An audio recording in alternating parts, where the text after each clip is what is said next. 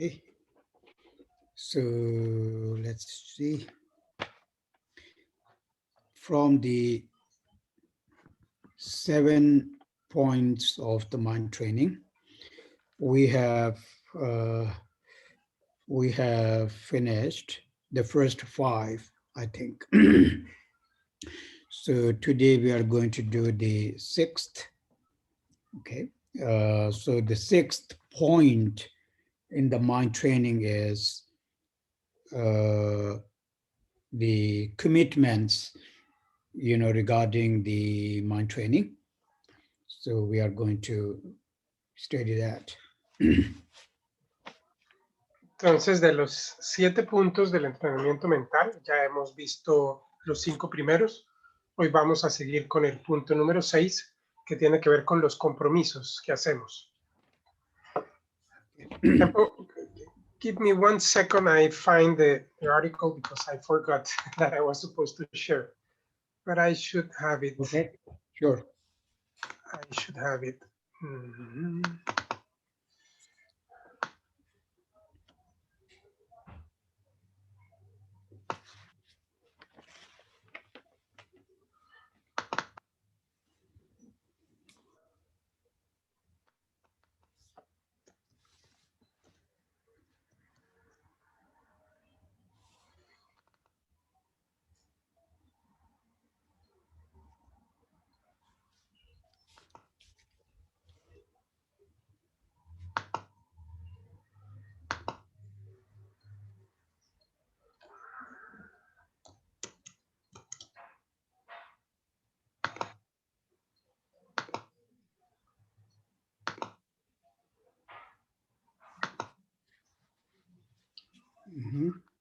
Are you seeing it?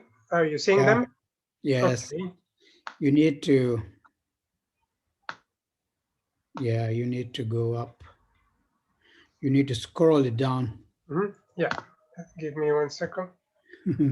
Computer is frozen. Okay.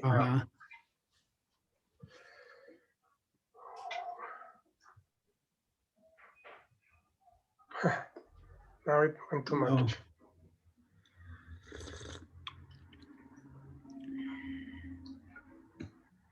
Something is. That's it. That's it. No. It's behaving. Yeah. It happens when the computer. I have it. That's it.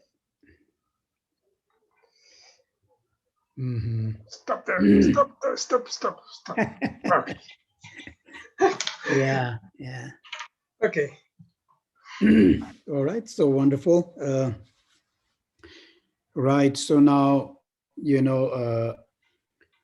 6th is commitment, and then 7th point is, we call advice.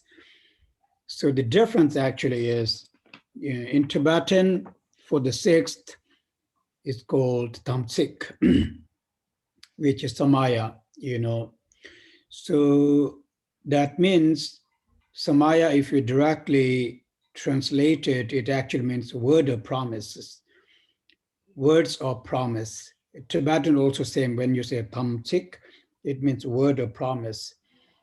So therefore, Entonces, so it becomes more tamsik, because then it becomes more personal, to oneself. But as far as the, advice, general instruction, which the 7 is concerned, or disciplines, it just means disciplines also.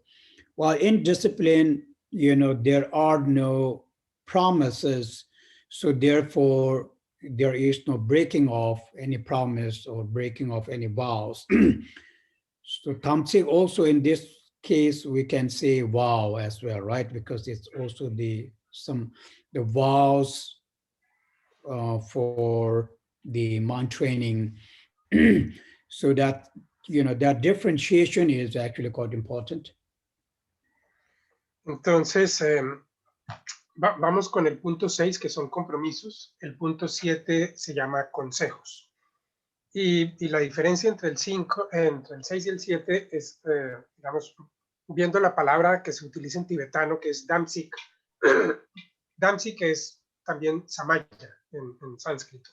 Y traduciéndola a nuestros idiomas sería algo así como palabras de promesa. O sea, y es algo más personal, es el compromiso que yo adquiero conmigo mismo de no romper esa promesa. ¿Sí? En cambio, el capítulo 7 o el punto 7, que es consejos o disciplina, pues no es personal. Entonces no hay rompimiento de promesas si uno no puede cumplir con el séptimo y por consiguiente no hay rompimiento de votos. Votos sería otra palabra que se podía usar para promesas. All right. So yes, there are actually 18 commitments.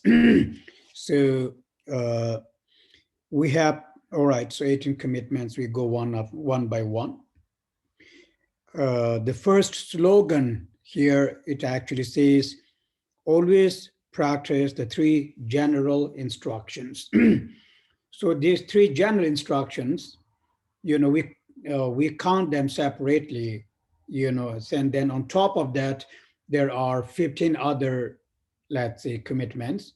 So altogether, then there will be 18. When you count straight right now, you will only find 16. That's because in general instruction, the 3 instructions are not separated, so to speak. Anyway, so we'll go one after the other, one by one. So, okay, maybe you first do that part. Entonces, en el punto 6 hay 18 compromisos. El primero de ellos dice, entrene constantemente en 3 principios básicos. Vamos a entrar en cada uno de esos 3 principios. Y además de esa primera línea, hay 15 más. Entonces, si ustedes cuentan, encontrarán que hay solamente 16 compromisos enunciados ahí, 16 líneas, pero esto es porque la primera habla de 3. Y como solamente aparece una vez, pues hay 2 más que están, digamos, escondidas. Al sumar esas 2 más con estas 16, da los 18 compromisos de los que habla. So the first general instruction.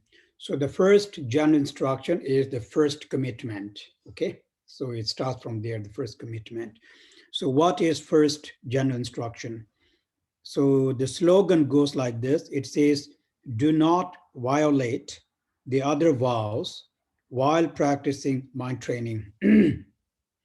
Do not violate other vows while practicing the mind training. It's quite clear here. It means,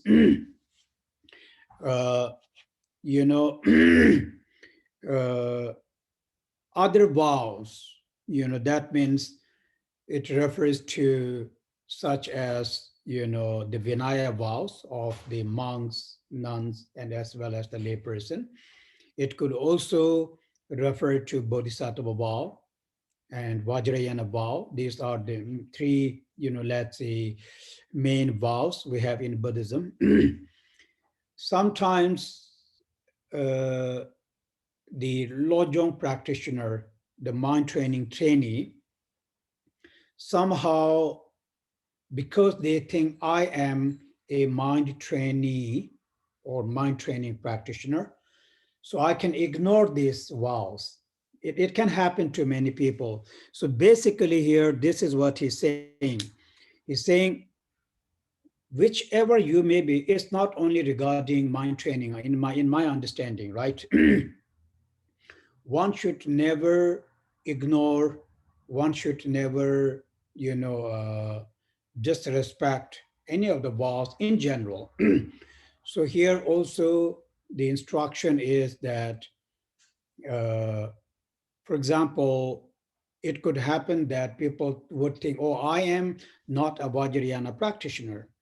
I am, the practitioner of the Vinaya. So the Vajrayana vow do not, really matter to me. In this way, there are chances that perhaps I may ignore them, so to speak. So this should never happen. And then let's say I am a Mahayana practitioner. So I do not practice Vajrayana. I do not practice Vinaya. So the Vinaya vows and then the Vajrayana vows do not matter to me, so to speak. So with that attitude or with this kind of mental state, there are chances that I, perhaps unintentionally, may really accumulate very bad karma just by ignoring them.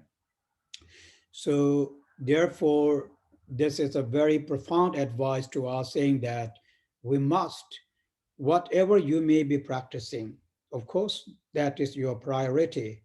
But then all the other practices that are there, one should never disrespect them and one should never ignore them, so to speak.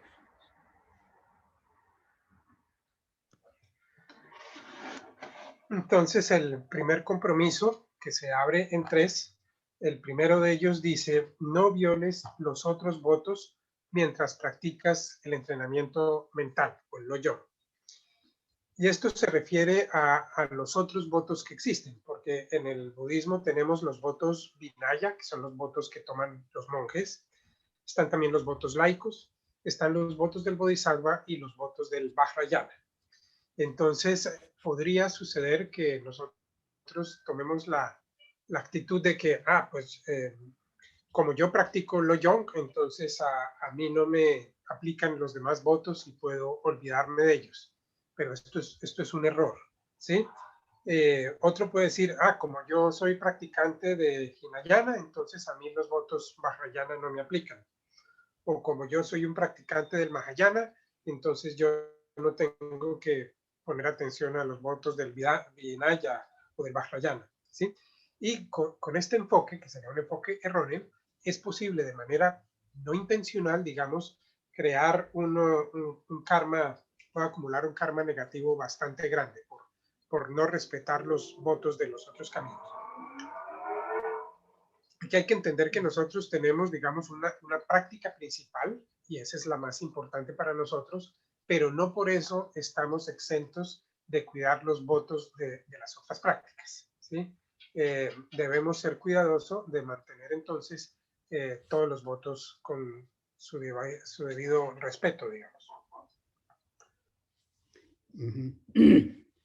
As as a practitioner, I find this advice very, very useful, very, actually very important, really, because it is true that sometimes we do sort of behave in this manner.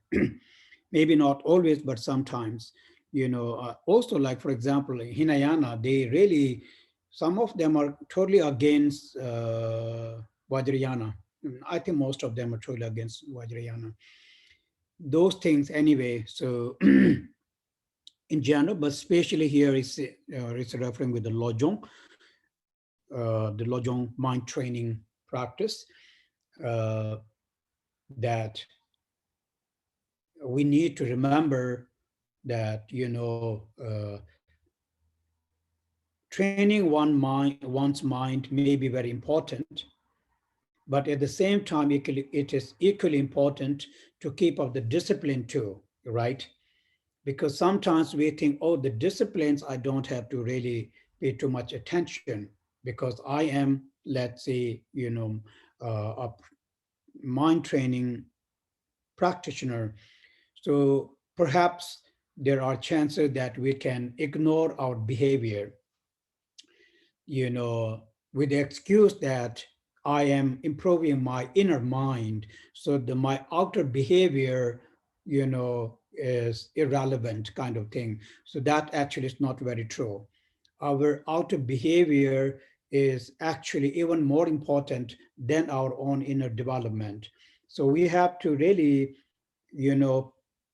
give them both an equal importance, and we have to practice both equally. Yes, equally actually.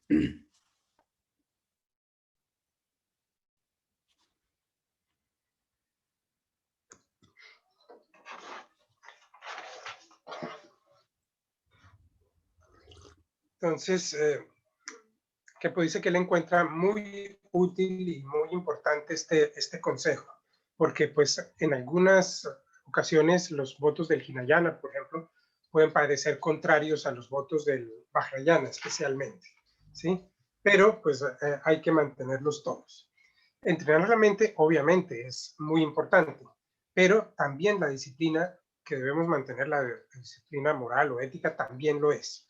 No debemos entonces olvidarlo o ignorarlo, porque si nosotros somos, digamos, descuidados o decidimos ignorar nuestro comportamiento con la excusa de que estamos trabajando en nuestro desarrollo mental y se nos olvida cuidar nuestro comportamiento externo con las demás personas, pues eso es un problema. El comportamiento externo, digamos, nuestro comportamiento con otros, se puede decir, es igualmente importante que nuestro desarrollo mental. All right. Now the second general instruction. So second general instruction is the second commitment. So, this is how it goes, the slogan. I wrote two different, options for that. Do not use wrong means to prove your gain in practice. The other one actually is, okay, do not use wrong means to prove you have abandoned self-clinging. Two different. It's very easy. In general, in Tibetan, we have this one word, tochor. It actually means misbehave. In short, it means do not misbehave. But this has a meaning. We hear, or perhaps we have witnessed some people that they they claim themselves as, we can say, yogis, and then they behave in a very, certain manner, so to speak. And what they're trying to do is that they're trying to sort of prove, they're trying to gain people's attention that how accomplished they are. So since people cannot see your mind, they start behaving in certain manner. So he's saying that do not do that actually. uh, I mean, in the history of Buddhism and in otherwise too, there have been many, many practitioners, who actually uh, who behaved this manner in this way. Again, this is very important, advice, as we can all see that.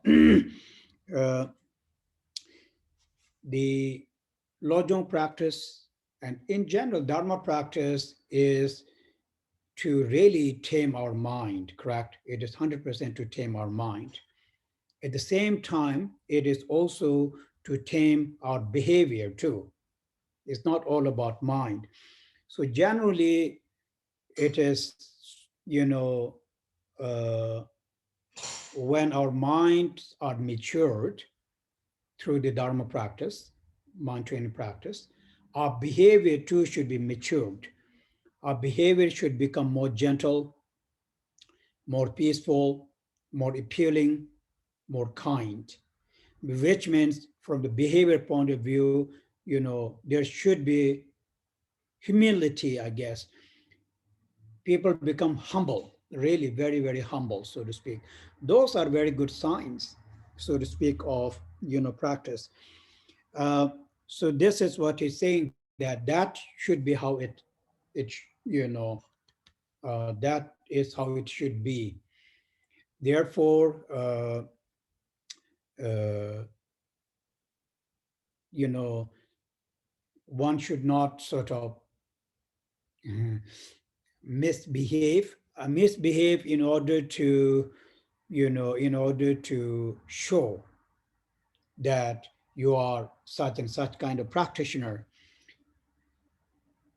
I think it's not even about your gain, right? It's just to tell people that, oh, I am Mahamudra practitioner, I am Vajrayana practitioner. So therefore, you tend to behave in a such, regardless of your accomplishment on the path. Most people have no accomplishment at all. So that is very wrong to do. And this is what, the advice here is that along with maturing our mind, we must also mature our behavior too. Our behavior should not remain wild. Do not behave, in a very wild manner with those kind of intentions, so to speak.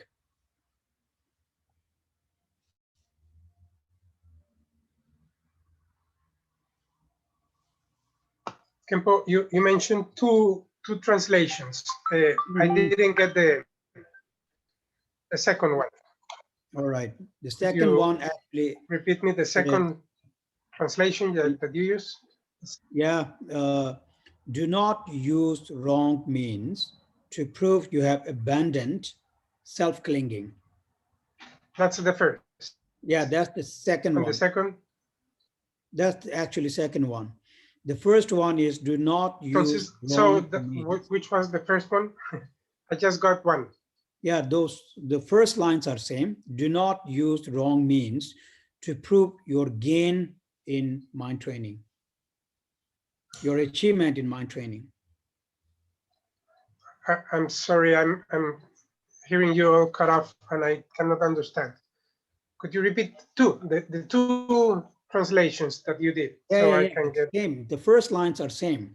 Do not use wrong means to prove your gain in practice is the first one. Okay, And then second one you already have. okay, Do not abandon to prove that you have abandoned self-clinging. Is the second one. okay. Mhm. Entonces, el segundo consejo, que está, como les digo, metido dentro del primero, dice, el que lo usó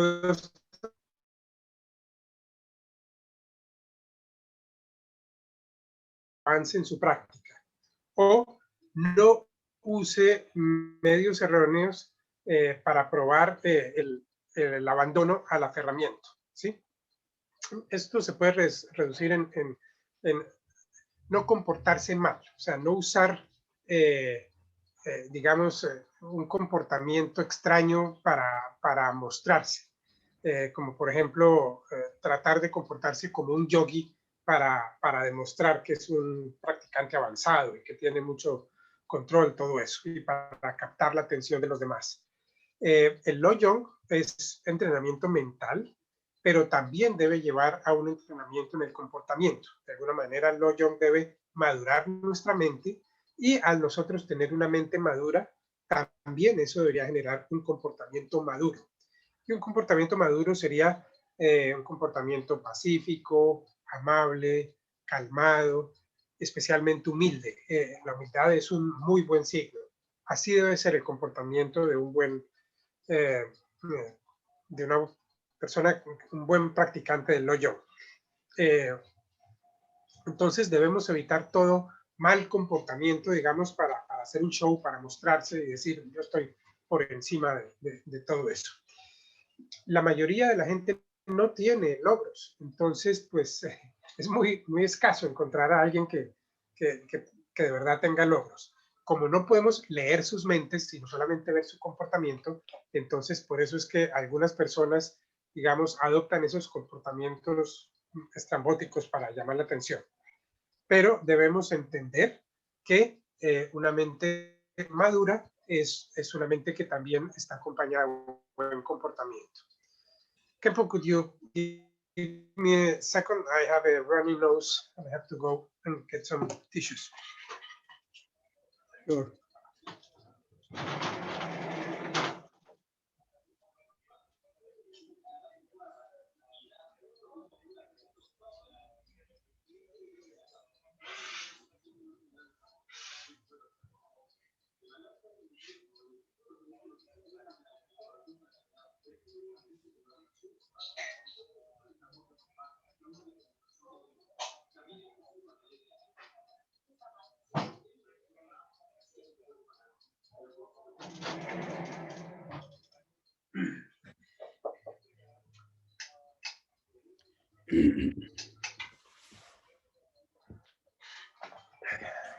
Okay, I'm back. Okay, so Thank you. right now, the third general instructions, and which is the third commitment. And the third commitment, it says, do not be partial.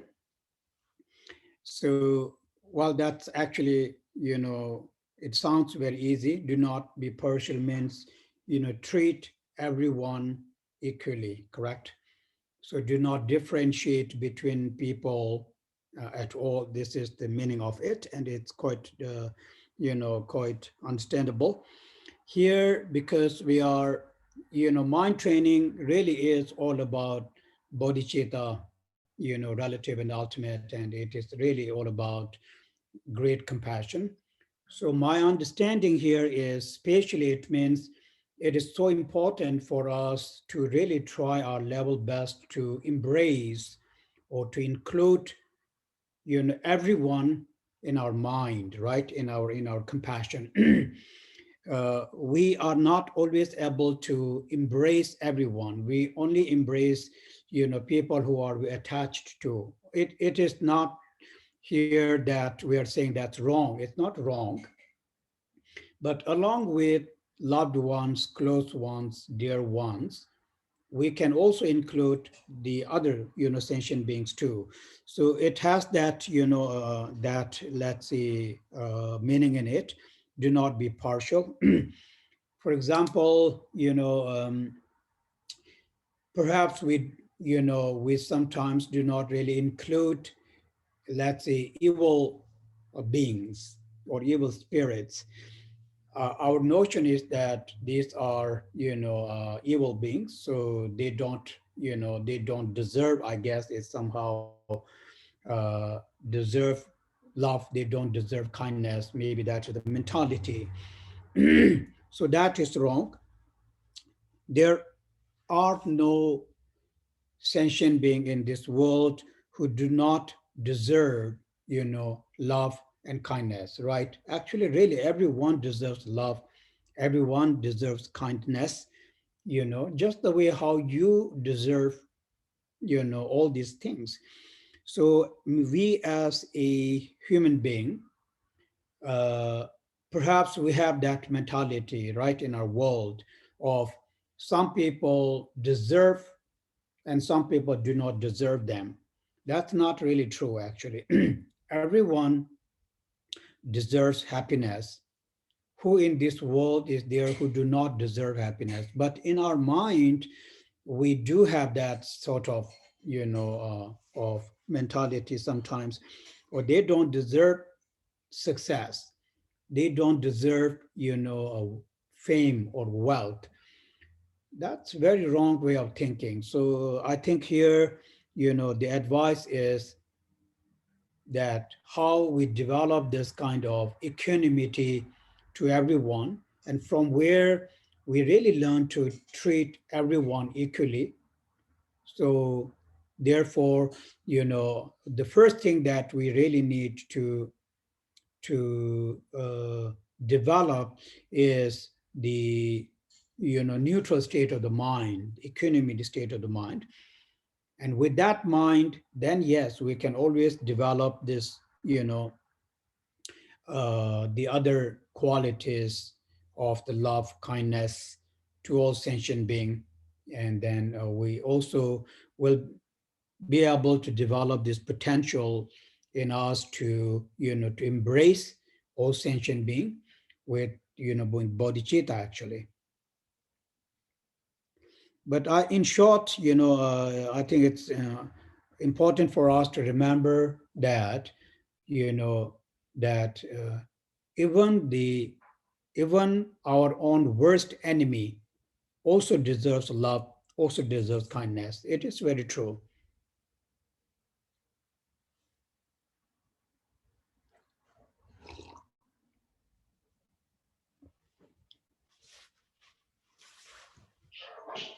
Entonces, el tercer consejo es muy directo, digamos, muy claro, y dice, no seas parcial. Y al decir no seas parcial se refiere a tratar a todo el mundo de la misma manera, ¿sí?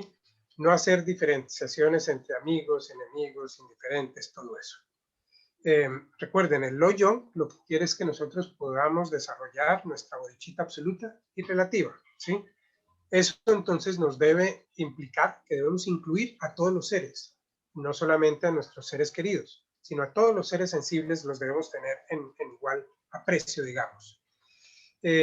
Nosotros a veces podemos tener la tendencia de no incluir a los seres malévolos, a los espíritus malévolos, ¿sí?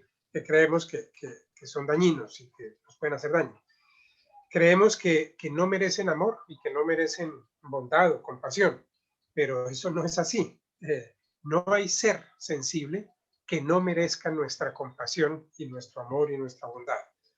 Como seres humanos, nosotros tenemos esa tendencia muy fuerte de discriminar y creer que unos sí y otros no, pero debemos generar en nuestra mente la actitud de que todos los seres sensibles son igualmente merecedores de todo lo bueno, ¿sí? Y no creer que ese no merece ser famoso, ese no merece tener dinero, ese no merece tener salud o lo que sea. Eso es un error. Debemos tratar a todos los seres de la misma manera. Para eso necesitamos desarrollar una mente neutral, ¿sí? Después de que nosotros logramos desarrollar una mente neutral, entonces es más fácil generar ese amor y esa compasión por todos los seres, y así es como nosotros llegamos a desarrollar la bodhicitta. Debemos incluir a nuestro peor enemigo, aún a nuestro peor enemigo. O sea, ese que nosotros consideramos el peor de todos, ese también merece nuestra compasión, amor y nuestros buenos deseos. Okay. You know, this particular slogan, let's say, phrase, do not be partial, is directly linked with the instruction of, bodhicitta, actually. I have told before that Shantideva, this, he explains two methods for generating of the bodhicitta. The first method is developing the mind of sameness, sameness of oneself and other. That's the very first one. So this here, when he says do not be partial, actually, I think it is that point, right? Do not be partial. The second method that Shantideva explains how to develop bodhicitta is exchanging of oneself with others. So the exchanging of oneself with others is done with the Tonglen practice. So these are the two, hot instructions or hot methods presented by Shantideva. And mind training, is pretty much based on these two concepts of the Shantideva. So very often, these lines, they always come back to these two concepts of the sameness of oneself and others and exchanging oneself with others. Entonces, este consejo de no seas parcial está intrínsecamente ligado a la bodhicitta, digamos. Recordemos, Shantideva nos dio dos métodos para desarrollar la bodhicitta. El primero dice, desarrolla una mente de igualdad o de ecuanimidad, porque nosotros somos iguales a los otros, ¿sí? Que no hay superioridad ni preferencia. Y el segundo método que Shantideva nos dejó es el de intercámbiate por los demás, cámbiate tú por los demás. Esto es lo que conocemos como Tonglen. Entonces, todo el Lo-Yo está basado en estos dos conceptos, de igualarnos con los demás y también intercambiarnos con los demás. Okay. All right. So the fourth slogan, fourth commitment is, it says, improve your view, but keep your manner or behavior normal. Again, it has a very similar meaning with the first one, actually. you know, no, second one, I guess. Here, basically, it's saying that you must keep a very low profile as far as your behavior is concerned. But as far as your inner realization is concerned, one must develop as much as one can. But one must keep one's realization and inner development secret, actually, until one truly, gains a fully manifestation of the realization. It is very important to keep them to yourself, secret as in keep it to yourself, and do not boast of them around, so to speak. uh, so it's very similar, right, with the second one, I think, where it says do not misbehave. It's a very similar meaning in here. uh, what I can understand from this advice is, you remember we call it, when you practice dharma, it's not really about vajrayana, okay, because vajrayana is a secret practice. So we think, oh, it is only in vajrayana that we need to keep secret. But in other practice like lojong and all the bodhicitta, uh, we think, oh, there's no need for that. That's not very at all true. Here, secret as in not keep to yourself, not that you do not want to share it, actually, because sometimes there are this, you know, there is chance that one may develop pride in oneself. We don't want that pride at all. When you see some kind of some improvement, then when you start telling people, somehow one start developing pride, and then that pride kills your improvement. So therefore they become sort of obstacle, or can become obstacle, to one's practice if we started telling people about, let's say, your that kind of improvement or development on the path, so to speak. So in order for one to really protect one's inner growth in terms of the realization, here is the bodhicitta, relative bodhicitta, ultimate bodhicitta, of course, kindness and compassion. We, in order to protect that growth, that maturation, it just means keep it to yourself. So however development one may experience, you should not behave abnormal. So you should just behave as usual, from the outer, let's say, appearance. You just behave as usual.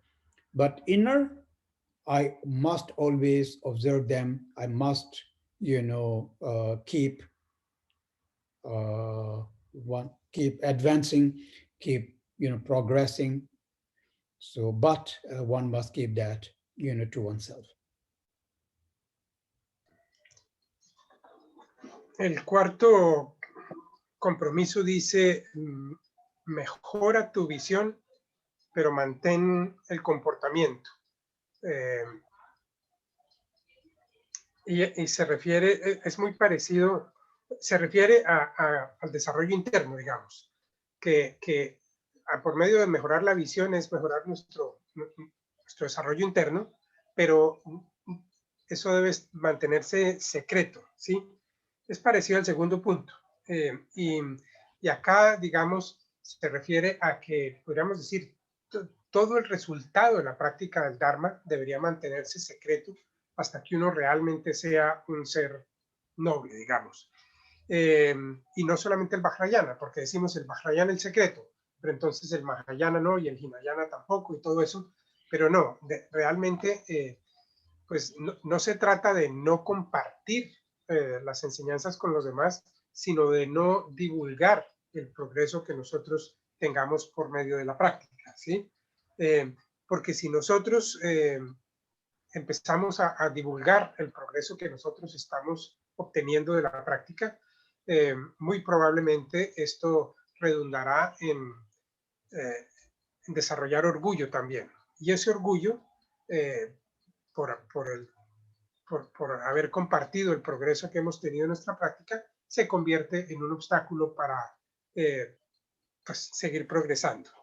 Entonces, podríamos decir, debemos proteger nuestro progreso manteniéndolo secreto, manteniéndolo para nosotros mismos, por medio de mantenerlo sin divulgarlo, digamos.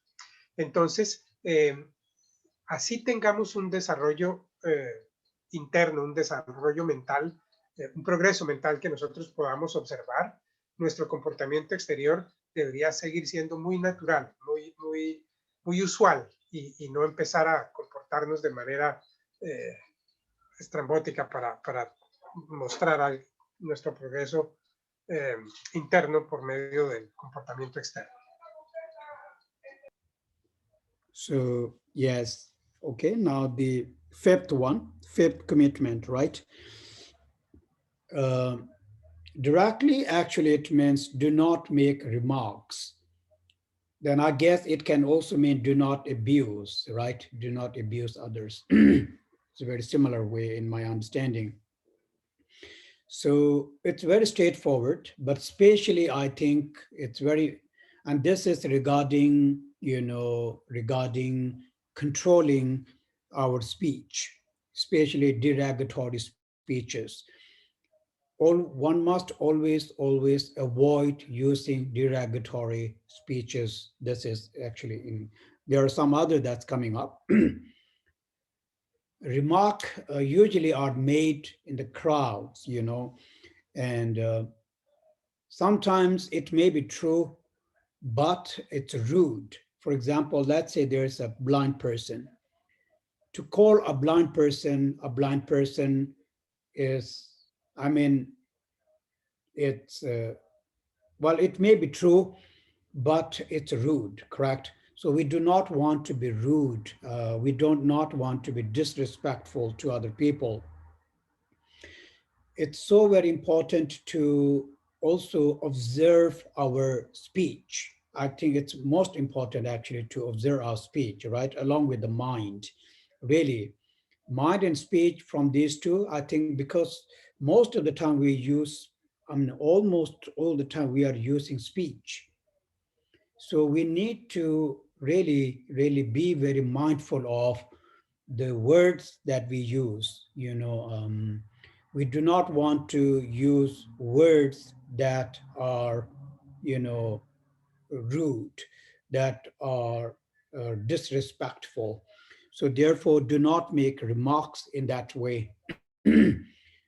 Also, like as a bodhisattva, let's not say as a bodhisattva actually, let's just say as a practitioner, right?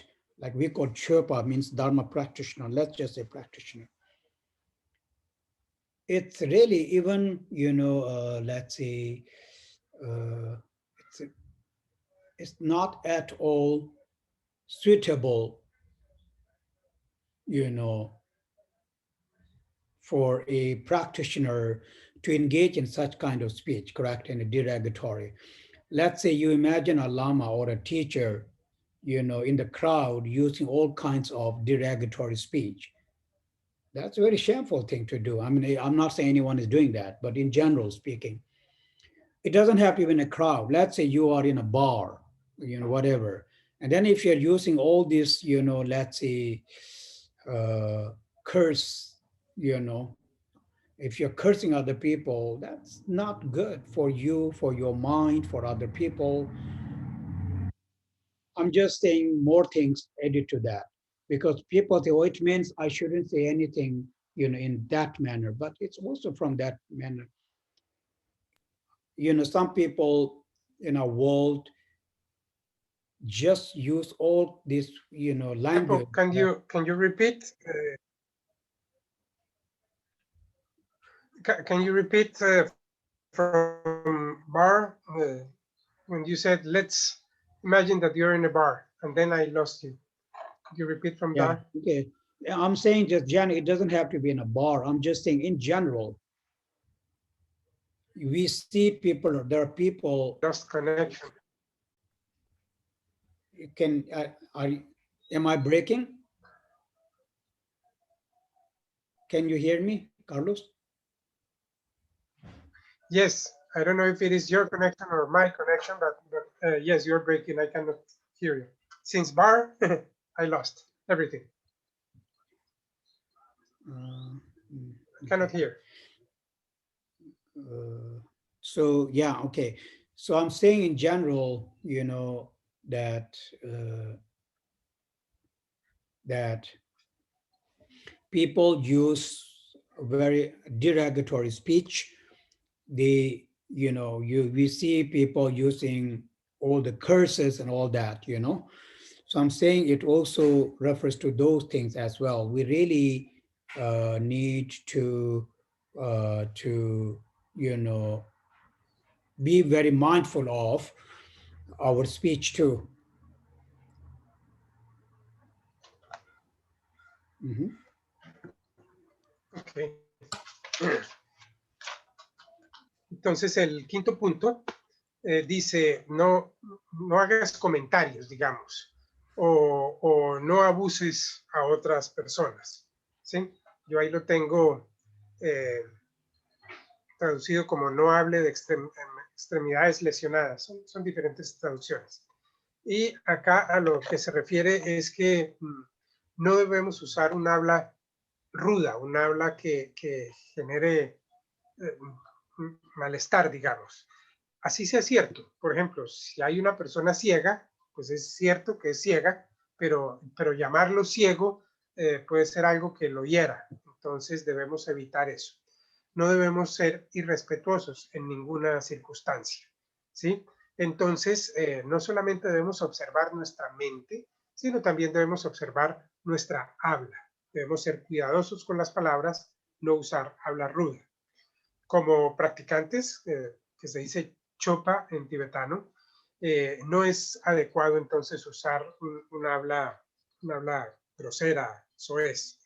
De la misma manera que probablemente no veamos a un lama en medio de la multitud vociferando, diciendo palabrotas y esas cosas, pues nosotros tampoco deberíamos hacerlo. Así estemos en un bar, ¿sí? Con los amigos y hablando de manera, ¿sí? Descuidada. Pero no, ni siquiera en esas circunstancias debemos usar insultos, palabrotas, sí, palabras soeces, todo eso. Debemos refrenarnos y aprender a ser muy conscientes de nuestra habla. Ok. Okay. So, all right. So these are, I guess, very uh,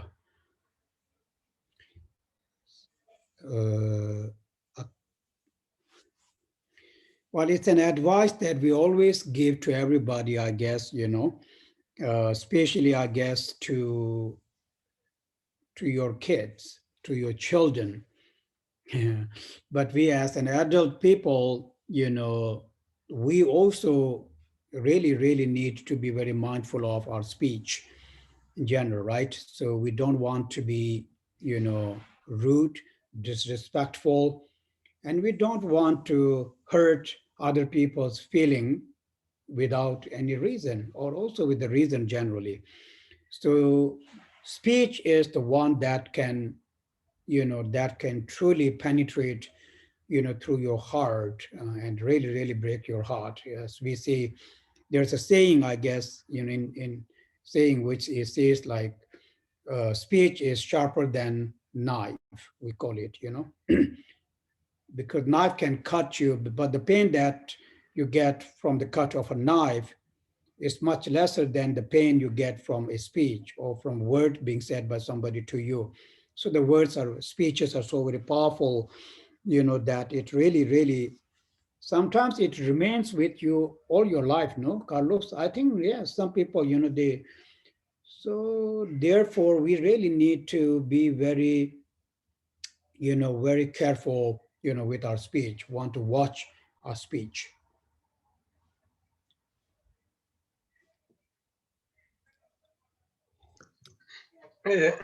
Entonces, este consejo de no usar palabras hirientes es un consejo que todos deberíamos aplicar, pero que también es especialmente importante que se lo inculquemos a los niños, a nuestros hijos, que debemos ser cuidadosos con nuestra habla.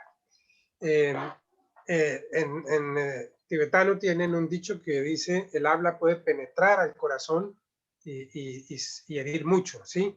O el habla es más afilada que una navaja, en el sentido que el daño que podemos hacer con las palabras puede ser más doloroso y sobre todo más duradero que el daño que podemos hacer con una navaja. A veces, probablemente ustedes lo han visto, hay palabras que causan tanto dolor que no se olvidan, que duran toda una vida, que la ofensa dura toda una vida. Entonces debemos ser cuidadosos con esto. Ok. All right, moving on. Number 6. So the number 6 again is very easy, but something we really want to be very careful, I guess. It just says, do not be judgmental. Somehow we tend to be judgmental, and then it actually really comes always back to self-clinging, right? It's very hard for people to accept your own shortcomings, or for people to see your own fault. People always want to, they always see other people's fault all the time, however minor it may be, but people just observe like this. Again, in Tibetan, we have a saying. We say that you don't see an elephant on your head, but you see these lies in the hair of other person. This lie, I think it's called lies, right? This white thing in the hair. It's a very beautiful saying, actually. It sits very well with this. So therefore, and especially as a practitioner, it's really important to think, to not be judgmental. In the teaching, it says that even if I see fault in other people, I must tell myself it's not their fault. It's because of my own impurity in my mind that I'm seeing it in that way. Like in the Vajrayana, we have this, term which which is called, seeing everything from a very pure view. It has that connotation to this also. It does not mean that people are without fault. People are with fault, actually. Everybody is with faults. So here we are not saying that they are not at all, you know, without any fault. Here, the advice is that they may be with fault. They may have, a lot of shortcomings, but why should I be judgmental about it? Why I have to, create a concept about it? I do not want to do that. This is first number. Second number is that, I try to really see this from a very neutral point of view. That, like we say, they are just being human, and it is true, they are just being human. So there are many ways of of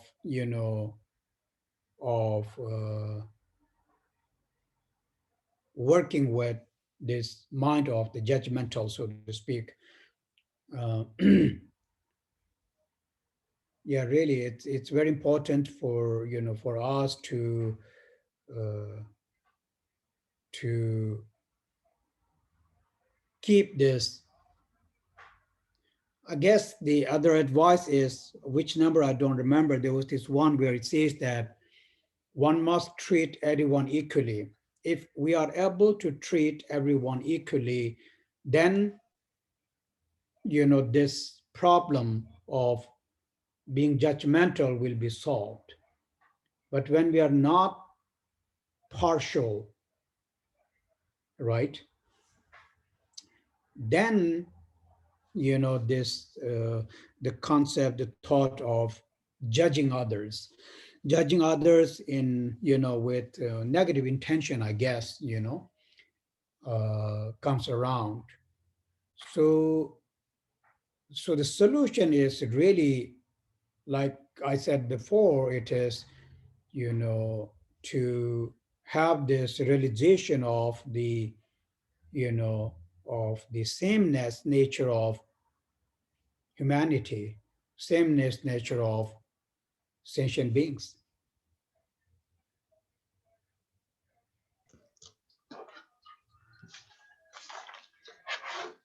Entonces, el sexto punto dice no juzgues, no seas un juzgador, digamos. Esto tiene que ver con nuestro aferramiento al ego, de que nos cuesta mucho trabajo ver las faltas en nosotros, pero podemos ver las faltas en los demás muy fácilmente. En tibetano tienen un dicho que dicen, no somos capaces de ver el elefante sobre nuestra cabeza, pero sí somos capaces de ver los piojos en las cabezas de los demás, de los otros. Entonces, como practicantes es muy importante, ¿sí? Aún si yo veo una falta en el otro, porque pues esto no quiere decir que los otros sean perfectos y no tengan faltas, ¿sí? Aún si veo una falta en el otro, debo pensar que la falta es mía, o sea, que lo que estoy viendo es por falta de mi visión pura, ¿sí? Y esto tiene que ver con el Vajrayana también, que exige tener una visión pura, ¿sí? Todos los seres tienen faltas. Aquí no se trata de que neguemos el hecho de que los otros tienen faltas, sino que así las tengan, nosotros no deberíamos entrar a juzgarlos, ¿sí? A criticarlos. Eh, y el segundo punto, pues es que yo debería tratar de ver todo desde un punto de vista neutral. Son humanos y por consiguiente hay faltas, pero pues se puede decir eso no importa. Si nosotros logramos tratar a todos los seres por igual, entonces pues erradicaríamos esa tendencia a juzgar, porque simplemente los veríamos a todos igual, ¿sí? Pero el hecho de que nosotros seamos parciales, entonces es lo que nos lleva a juzgar a los demás. Y eso es lo que debemos parar o evitar. Okay. It's a very, another very important advice, right? It's basically saying we should not, bad mouth other people. Somehow we as a human being enjoy bad mouthing other people. Somehow people sort of find entertainment in, in pointing out other people's shortcomings, fault, and they like to talk about, those, let's say, bad things about other people. So actually, of course, this is the advice here saying we should really drop that kind of mentality, especially talking, gossiping, right? This is, it comes under the category of the gossiping. I'm not saying all the gossiping may be that way, but most of the gossiping is always that way. So in general, it's all about, speech regarding the gossip. Do not really gossip. And especially, of course, like what I said, somehow, sometimes we, you know, develop this habit very strong in us, uh, of talking negative things about other people, especially bad mouthing other people. I'm not saying they are bad mouthing because other people are not at all at fault. They may be, but that's not really my business, so to speak. Why should I care so much? But then people kind of focus so much on that. Now think of that, it's how much that is harming you inside. All these negative thoughts, it's really harming you. It's destroying your quality of virtues in you. And we don't really see that. Other people can see, that, that actually, how that they see that you have this really bad habit. They may not tell you that, right? But you don't think that's a bad habit. It's very strange. I don't recognize my own this very bad manner, very bad habit of talking bad things about other people, bad mouthing other people. And I go about and do that all the time. And people really find you very, let's say, a very bad person. At the back, they will say that, not maybe not, at the face, but at the back. So here again,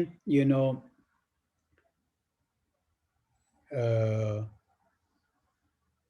importance of really watching our speech and always trying to develop, a good speech.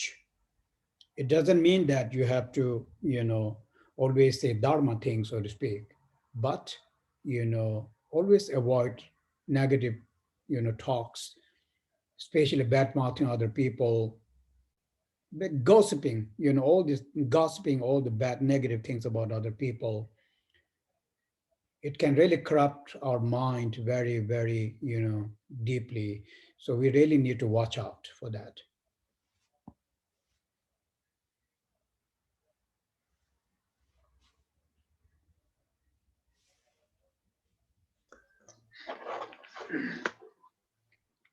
Entonces debemos tratar a toda costa de evitar el estar criticando a otras personas. Pero pues muy frecuente es lo contrario, ¿sí? Podría decir que con frecuencia disfrutamos criticar a los otros. Nos entretiene hablar de los defectos de los otros, de lo que hacen, de no sé qué, lo que llamamos el chisme. Nos encanta el chisme. Y no, aquí no se trata de que los otros no estén, digamos, actuando mal o que tengan defectos o lo que sea. Sí, simplemente que no es de mi incumbencia. Yo no tengo por qué juzgarlos y estar hablando a sus espaldas y criticándolo y armando el chisme y lo que sea. Sí, esto puede ser un mal hábito que nosotros desarrollamos. Puede ser que otras personas no nos lo digan porque ellos sí están actuando de la manera adecuada, entonces pueden ver nuestro error, pero no nos dicen nada y entonces nosotros creemos que está bien y entonces se vuelve, digamos, en un círculo vicioso que cada vez nos volvemos más juzgadores, más criticones de los demás y pues eso está muy mal, ¿sí?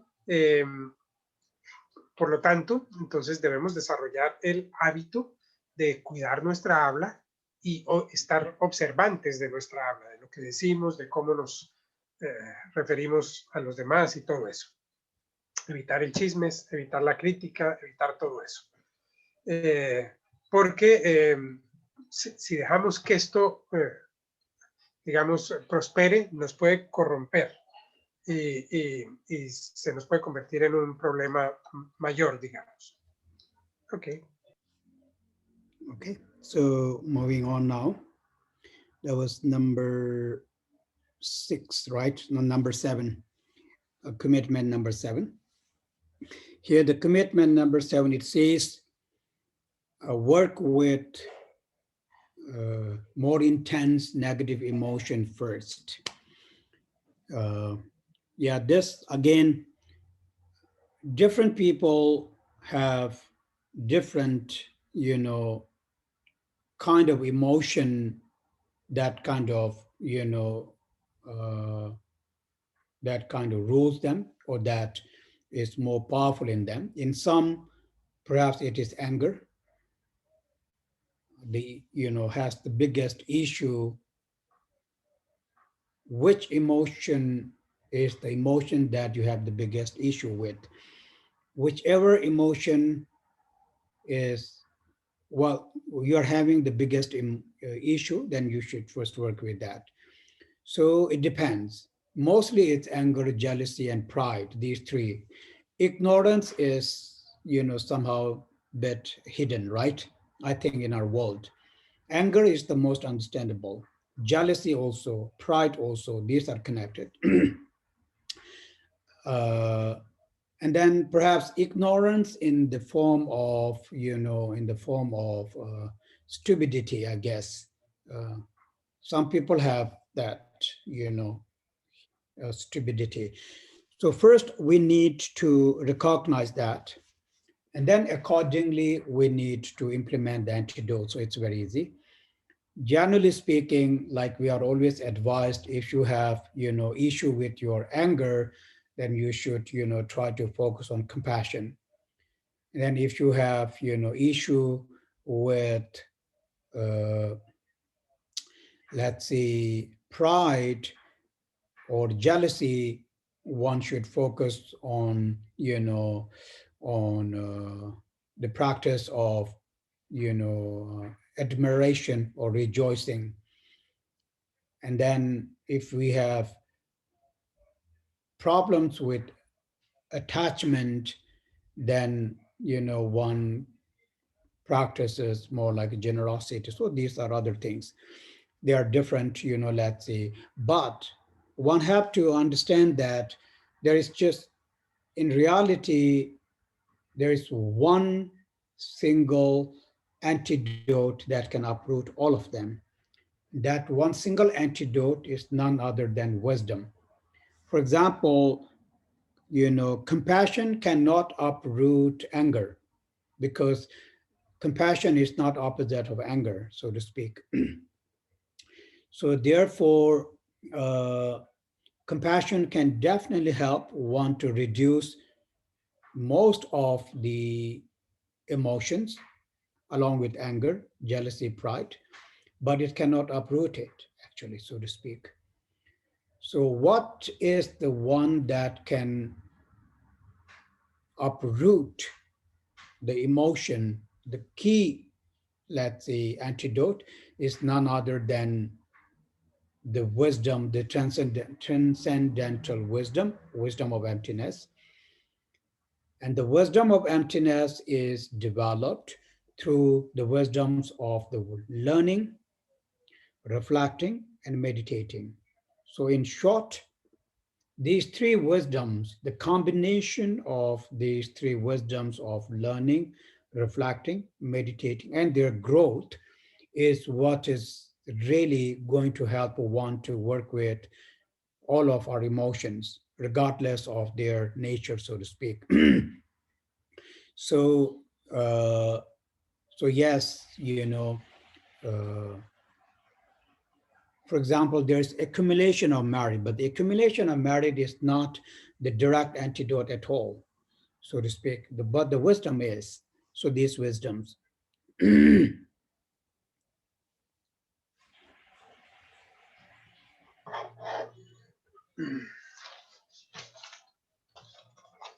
Vamos entonces ahora con el séptimo punto que dice, entrénate primero en las emociones destructivas más fuertes o entrénate primero en las emociones más intensas.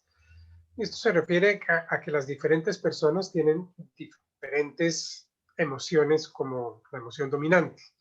En algunos puede ser la ira, en otros puede ser los celos, en otros el orgullo. La ignorancia rara vez es la emoción predominante, a no ser que sean personas, digamos,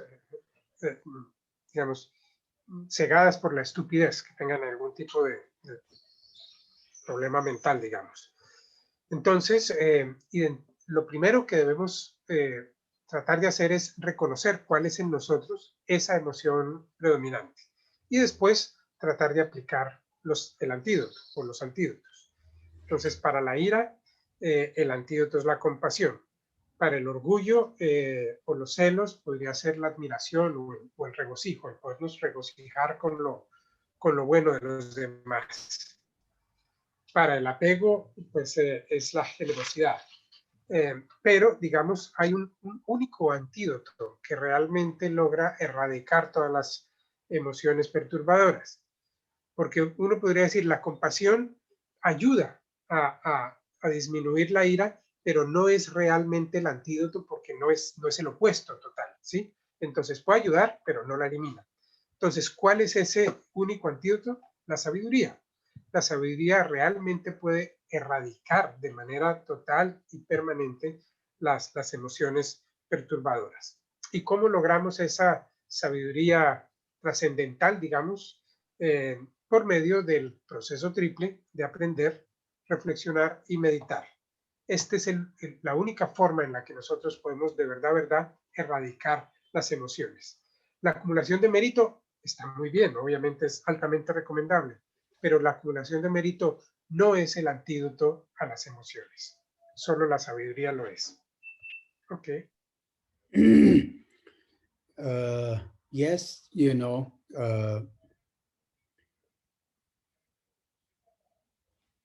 we lack the ability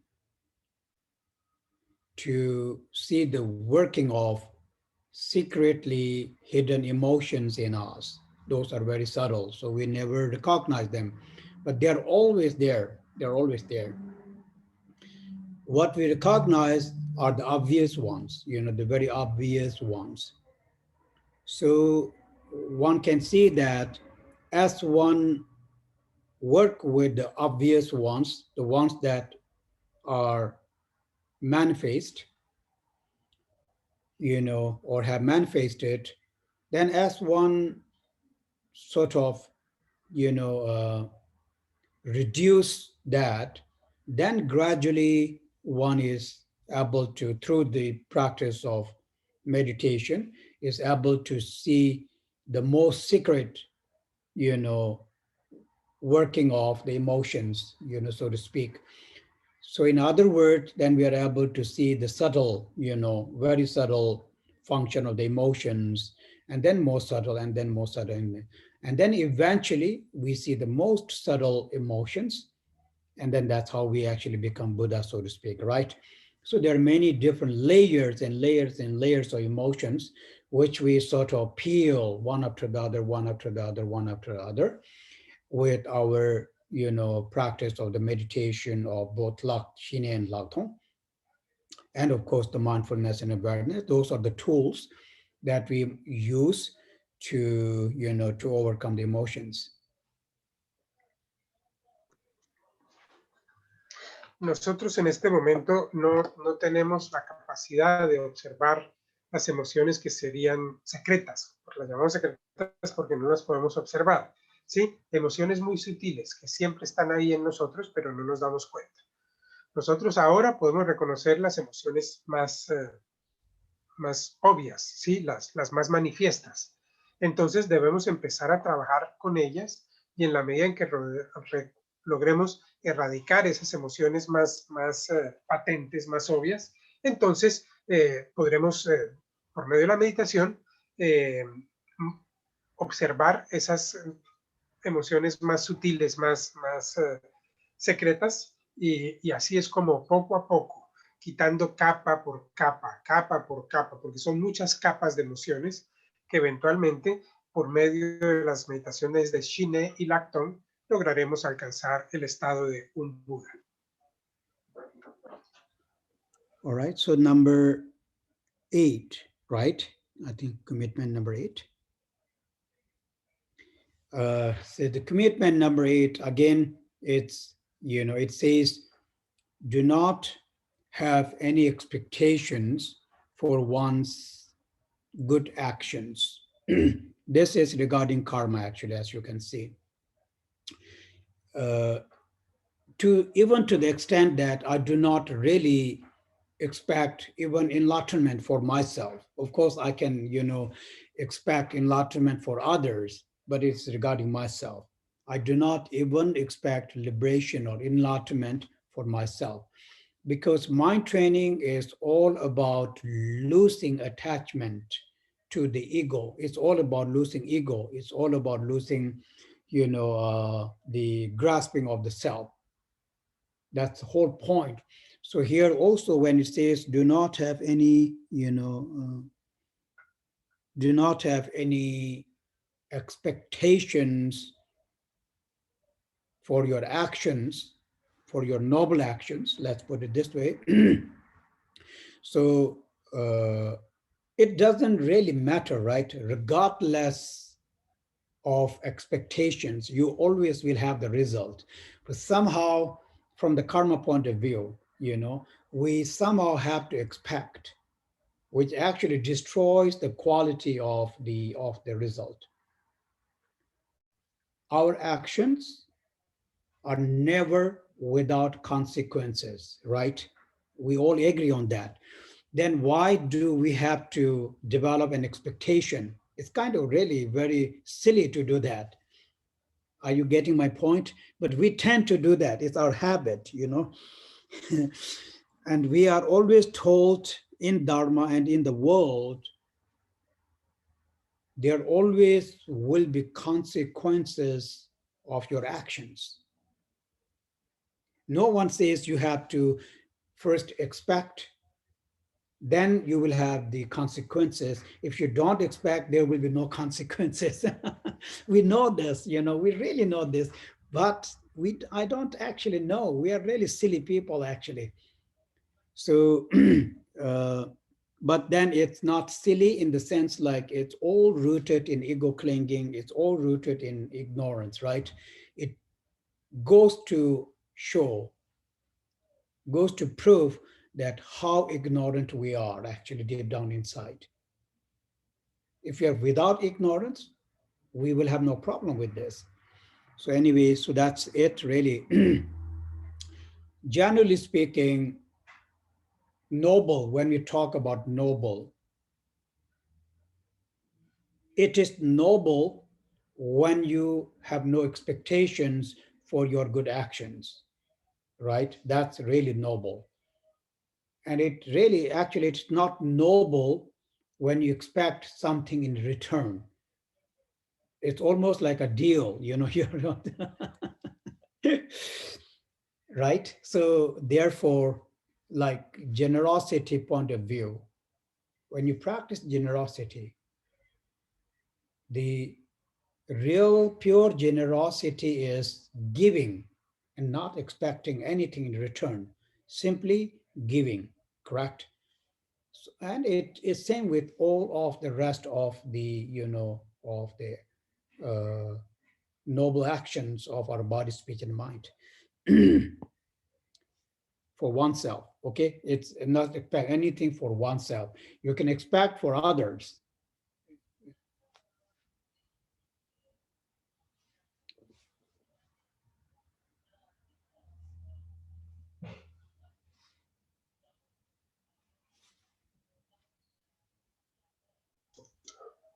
Entonces, ahora vamos con el octavo punto y dice, abandone cualquier expectativa de resultados.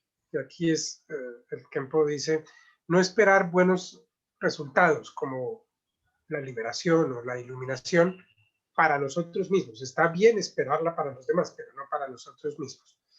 Y todo se reduce pues a soltar el ego, el aferramiento que tenemos. ¿Sí? Entonces, aún involucrándonos en actos positivos, en actos beneficiosos, digamos, no deberíamos esperar buenos resultados. ¿Sí? Las acciones siempre tienen resultado. ¿Sí? No hay una acción que no produzca un resultado. Y esto es independientemente de que tengamos expectativas o no expectativas, ¿sí? Las expectativas que tengamos sobre nuestras acciones son totalmente irrelevantes. Digamos, el tener expectativas de alguna manera es prueba de nuestra ignorancia, ¿sí? De nuestra falta de entendimiento del karma, de que todo tiene resultados. Entonces no hay que tener expectativas. Podríamos decir, esa es la diferencia entre un acto noble y un acto que no sea noble. Un acto noble es cuando lo realizamos sin ningún tipo de expectativas. Y un acto que no es noble lo realizamos, digamos, cuando tenemos algún tipo de expectativa por una recompensa. Tomemos, por ejemplo, la generosidad. La generosidad debe ser dar sin esperar nada a cambio. Esa es la verdadera generosidad. Si en cambio damos y esperamos algo, así sea un reconocimiento, unas gracias, lo que sea, pues ese acto deja de ser un acto noble. Entonces, resumiendo, está bien tener expectativas por los otros, por los demás, pero no tener expectativas por nosotros mismos. ¿Por qué? Pues eso estaría, digamos, en contra de dejar nuestro aferramiento a nuestro ego. Okay. So, all right. That was number 8, now number 9. The commitment number 9, it says avoid poisonous food. This actually is a metaphor. Avoid poisonous food. A poisonous food is very dangerous because a poisonous food will make you suffer, correct? So that is an example. So what is poisonous here? What's here is the root of suffering. So what is the root of suffering? Again, very easy, because we have, I've said this 1,000 times. Root of the suffering is self-clinging, is this, our uh, self-cherishing motivation, so to speak. This notion in us of only thinking about one's own welfare and ignoring the welfare of others, that state of the mind is poisonous in this case. So therefore, now you see it actually means that one must focus on getting rid of this notion of thinking for one's own well-being only. Actually, one must kind of get rid of that, or get rid of self-attachment, get rid of ego clinging, whatever term you may use, all comes down to the same. Because from that, emotions come about. From these emotions, karma come about. And then from karma, the whole cyclic existence and the suffering of the existence comes about. And they all go back to this ego clinging. Therefore, the root of samsara and samsaric experience of all kind of suffering is that one single notion of self, right? So that's why he's saying that one around the clock always must think of, of getting rid of that self-clinging and try to focus on emptiness, try to focus on selflessness nature. Yes.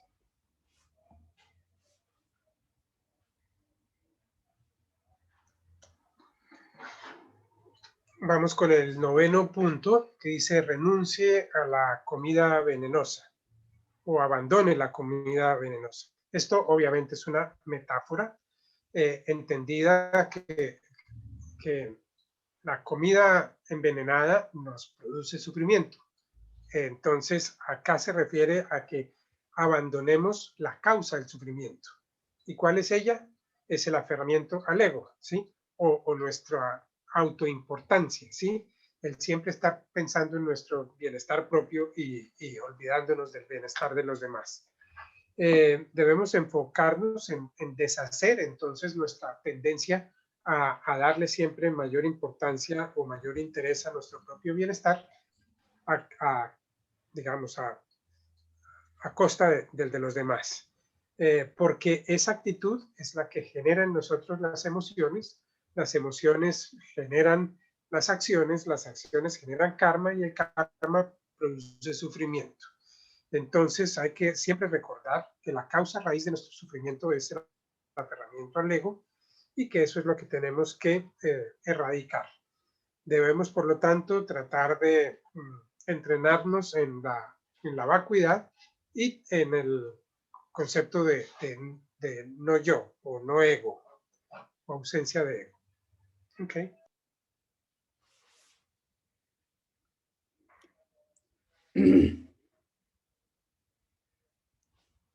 Self-clinging is the enemy number one for bodhicitta, right? Actually, or for loving kindness, compassion. Actually, self-clinging is my enemy number one too, but we really never think that. And that is for the people, for the world, that is stupid to think that I am my own enemy number one.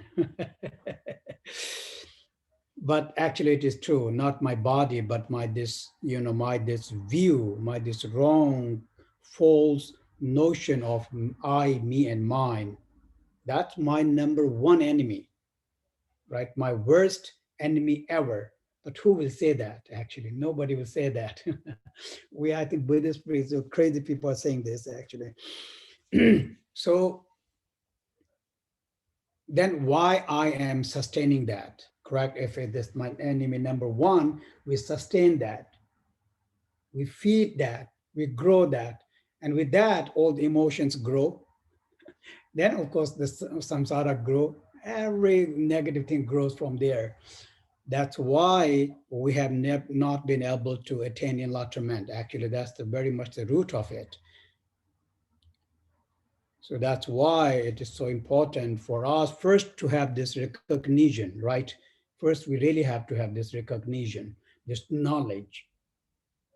And then with that knowledge, we can go forward and then, uproot that.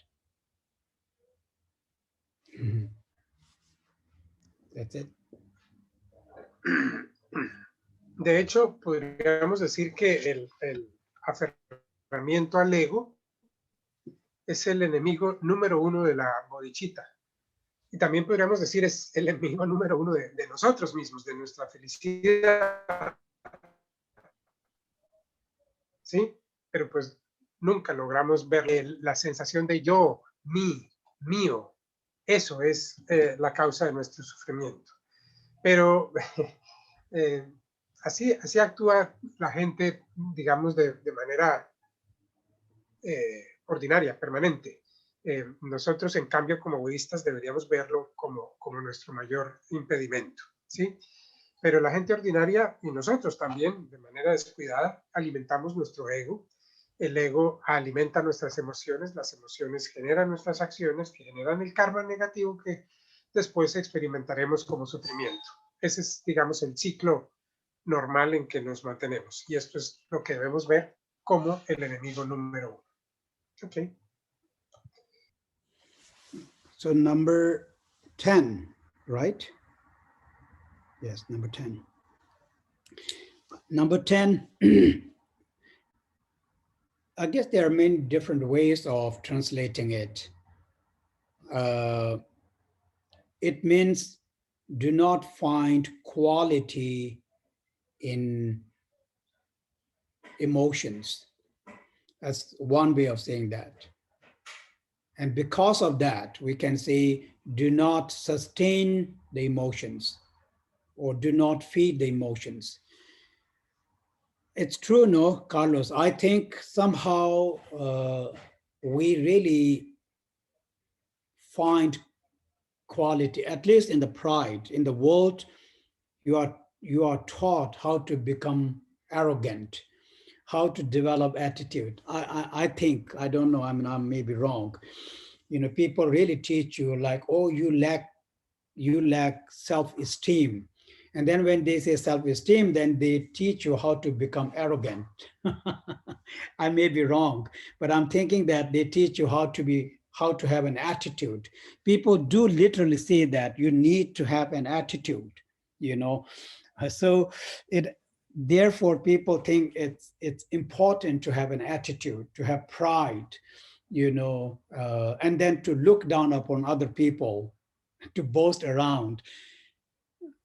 That's my thinking. I can be wrong, but to some extent, I think it is, true.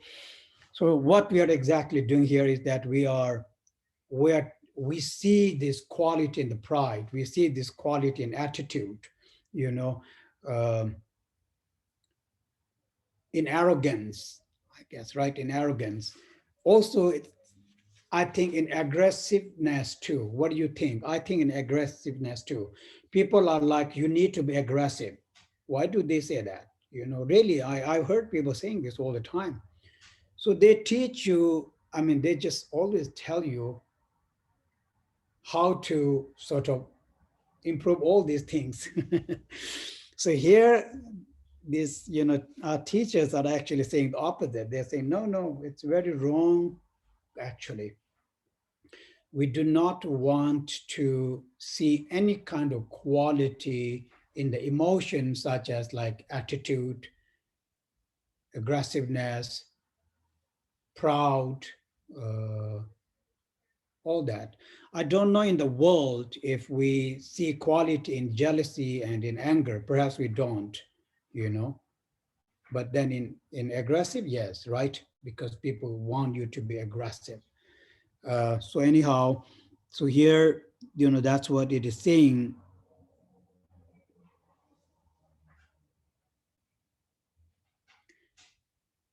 I think in grudge, people see quality in holding grudge. Am I right? I think so. Because they are like, you need to, in order to destroy some people, people always teach you that you do not want to forget, what he did to you or what she did to you. It's just human nature, really. So what that meant is that means you must hold on to your that anger, you know, you must hold on to that thing. You must hold grudge so that in the future you can destroy other people. Otherwise, what's the point of that? You can take revenge or you can avenge. Now here, it's all completely opposite of that, actually. So people do see quality, I guess, right? Because they see that there's power, and with this power of grudge, anger, all that, you think these are the have power because with that, in the future, I can destroy other people. I can avenge, I can revenge that. So here it's completely opposite of that. We need to drop all of that just like that.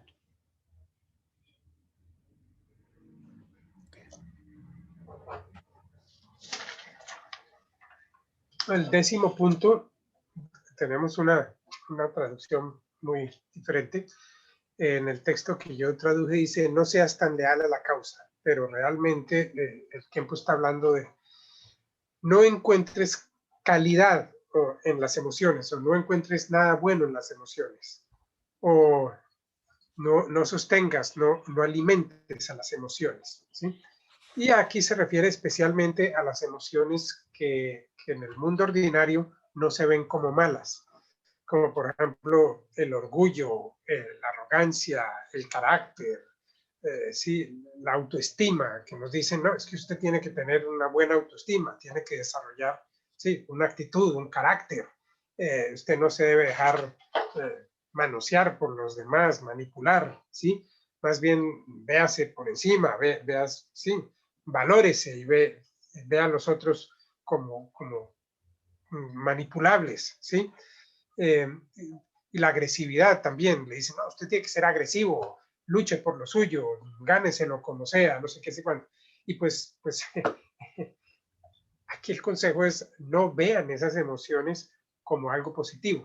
No hay nada positivo en la arrogancia, en el orgullo, en la agresividad, en la venganza, ¿sí? Muchas veces no queremos olvidar lo que nos hicieron para poder en un futuro podernos vengar, ¿sí? Y entonces, de alguna manera, nos aferramos a la ira, ¿sí? Aunque pues la ira y los celos no son tan bien vistos, digamos. O sea, el problema no está con la ira y los celos porque esos, digamos, todo el mundo los puede ver las desventajas de esas emociones. Pero estas otras del orgullo, la arrogancia, sí, la agresividad, la fortaleza de carácter, pues no se ven como defectos, sino más bien se buscan, se alimentan, y pues eso es lo que no debemos hacer nada, ¿sí? La gente puede valorar estas emociones porque creen que les da energía para después poder vengarse, ¿sí? Volver a restablecer su honor, ¿sí? Y todo eso, pero nosotros como budistas debemos olvidarnos de esa actitud.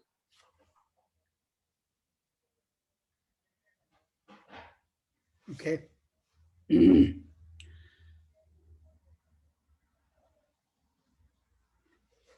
All right, so now moving on, number 11, uh, commitment number 11. So it says, do not retaliate. In Vinaya, Buddha actually talks about 4 kinds, of retaliating, which we do not want to engage in. So these are the four ones. Four, let's see. It's all anger related, actually. The first one, Buddha says that do not answer back. And like we say, because that's, so that is first, Buddha says, do not answer back. Second, uh, do not get angry back. Third, do not harm back. And the fourth, do not expose back. So when people do these four things to you or to us, we basically ignore that and we try to develop patience to them and try to have compassion to them and do not answer back at all, right? So in that way, I think it will give us this chance to, to calm our mind, actually. If we always sort of, if we answered back, that means responded, basically saying do not respond, right, to all of these things. Based in short, I've said this many times, we somehow always tend to, react or respond to our emotions, be it anger, be it jealousy, and by responding, we in that very moment, increase our emotions, right? Because responding is the way how you increase them.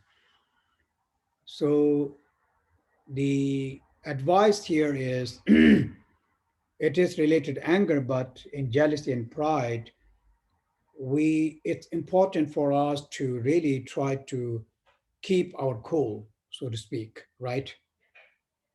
How do we keep our cool? We keep our cool with mindfulness and awareness. We have to have a very good, let's say, ability of both the mindfulness and awareness. And with that mindfulness and awareness, it can really protect us, actually. And it can really, help us to not respond to our emotion. Basically saying we do not respond to our emotions. It's not so much about other people. It's not so much about responding to other people. It's actually really not responding to whatever is going on in my mind with all these emotions. If you are able to hold that, like for a second, they will just, die on their own, correct? Really. So that means we are not even able to have patience even for a second because we immediately respond. So that goes to prove that we have zero patience. We have zero tolerance or ability to tolerate, ability to have patience. So we really need to work.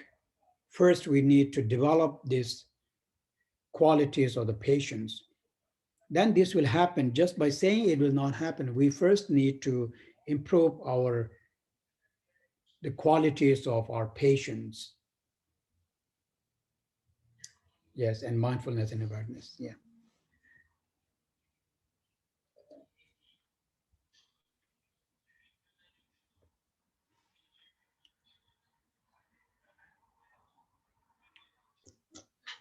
Vamos con el punto número 11. Podríamos decir, no tome venganza, ¿sí? No tome represalias. Y aquí el Buda nos habla de 4 tipos de represalias o venganzas.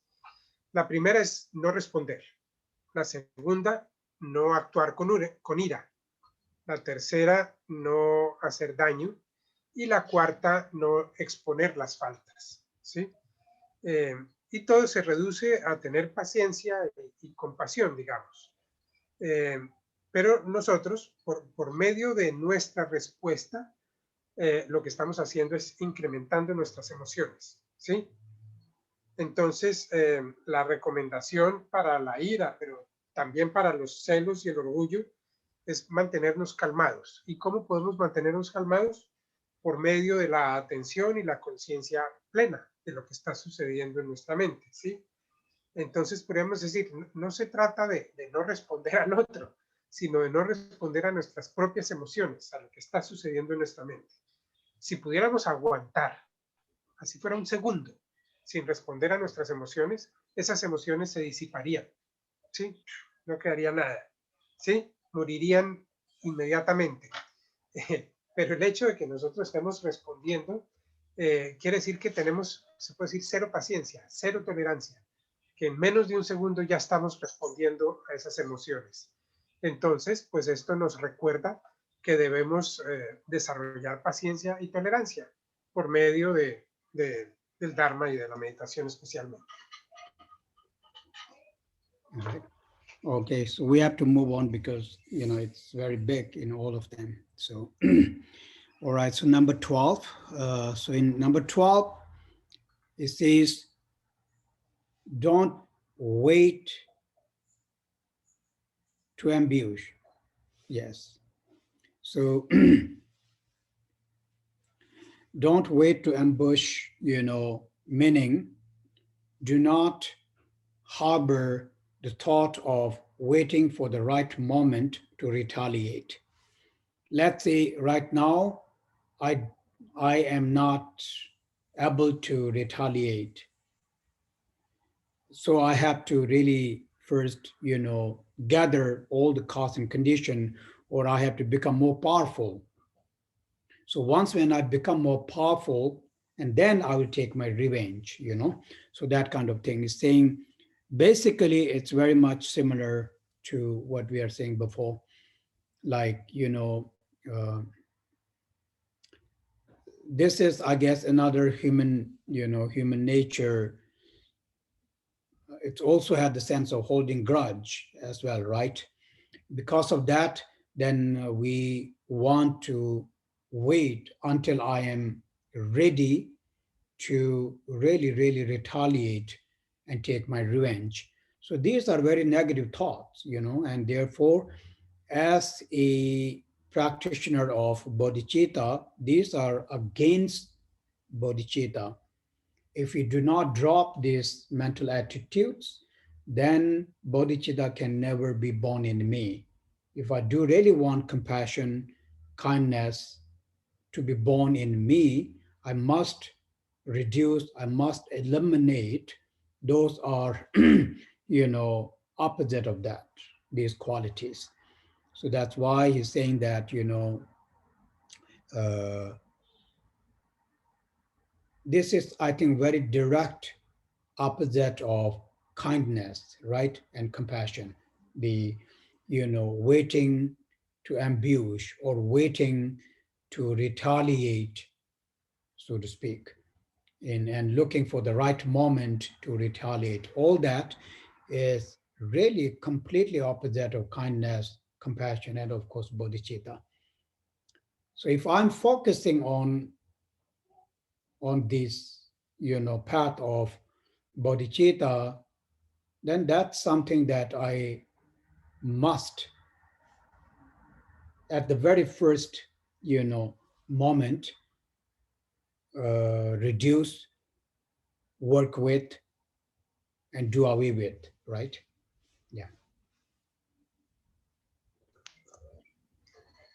Entonces, el punto 12 dice, no espere, digamos, en emboscada, ¿sí? Y aquí se refiere a que puede ser que en el momento sintamos que no somos capaces de responder porque somos débiles, porque creemos que estamos en desventaja en ese momento. Entonces simplemente generamos ese deseo de espera y verá que yo encuentro cómo vengarme, ¿sí? Yo me saco esta espina o lo que sea, ¿sí? Entonces nunca debemos desarrollar esa esperanza de que más tarde podremos vengarnos de algo que nos hicieron. puede ser una sensación muy humana de que quedamos heridos y queremos, digamos, sí, vengarnos.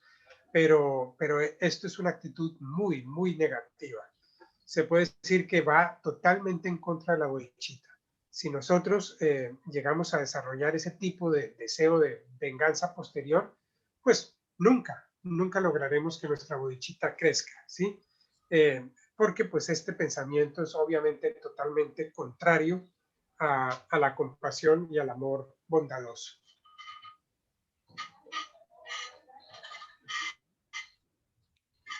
Let me turn on the light because it's really dark here.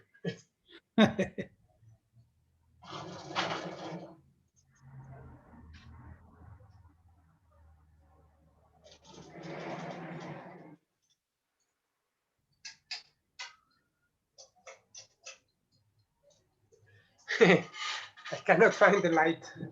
I'm in Barranquilla, Khempo, at Elizabeth's family house. Well, we see you fine, actually. Yeah, because I'm here next to the window, No. and I get some light, but it's very dark. It's going to Rain, rain storm. stones, so it's a little bit dark. But that's fine. That's fine. Let's continue.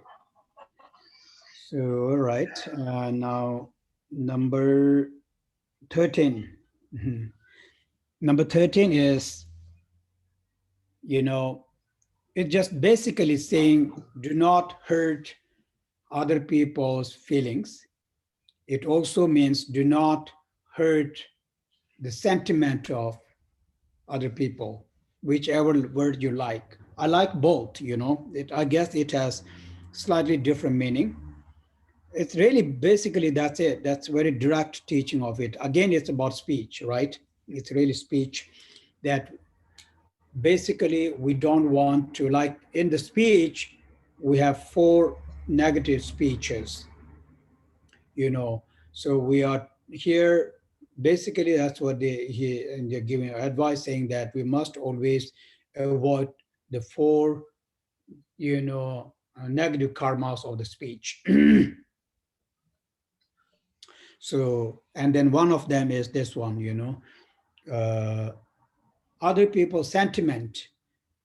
It can be different types of sentiment. It can be a sentiment regarding religion, I guess, right? Or culture, or religion, culture, uh, family trees. People tend to become very, sentimental when it comes to these things, religion and community and then tradition and all that. So it actually, all of them is saying that we should not disrespect them, because when we disrespect them, and then when we, sort of speak it out loud, and then we heard the sentiments of other people, and we heard their feelings, so we don't want to do that. Vamos entonces con el punto número 13 y aquí dice no hiera los sentimientos de otros. Y nuevamente se refiere al habla, de que debemos ser cuidadosos de no herir a las otras personas, ya sea por razón de su religión o de su cultura o de sus raíces familiares, ¿sí? Se trata de no irrespetar nuevamente. Es un consejo, digamos, muy directo, muy fácil de entender. It is really true, I mean, I have, maybe I've said this many times, so I just want to share. It actually means respect. Another way, I think it means respect, right? We must respect, other religions, traditions. Yes, yeah, of course, so that's another way of, saying it, I guess, in general, respect is so very good quality, I guess, right? Respect. respecting religion, respecting tradition, respecting community, and respecting the law, actually, law, so to speak, the law. It can be the law of the country, it can be any kind of law, law and order, we can say. So all of that, actually. Sometimes we think that, oh, I am a practitioner, Dharma, so the law of the country and all the other things do not, you know, apply to me. That kind of attitude. That's wrong, actually. It's very wrong to do that. Like me, I think, well, I'm a monk. So therefore, the laws don't apply. I don't have to respect them. They don't apply to me because I'm a practitioner. This is, a very wrong, attitude, actually. Uh, just because you are a religious person doesn't really give you the right to disregard other people's tradition and religion and all that, right? Or the the law of the country at all.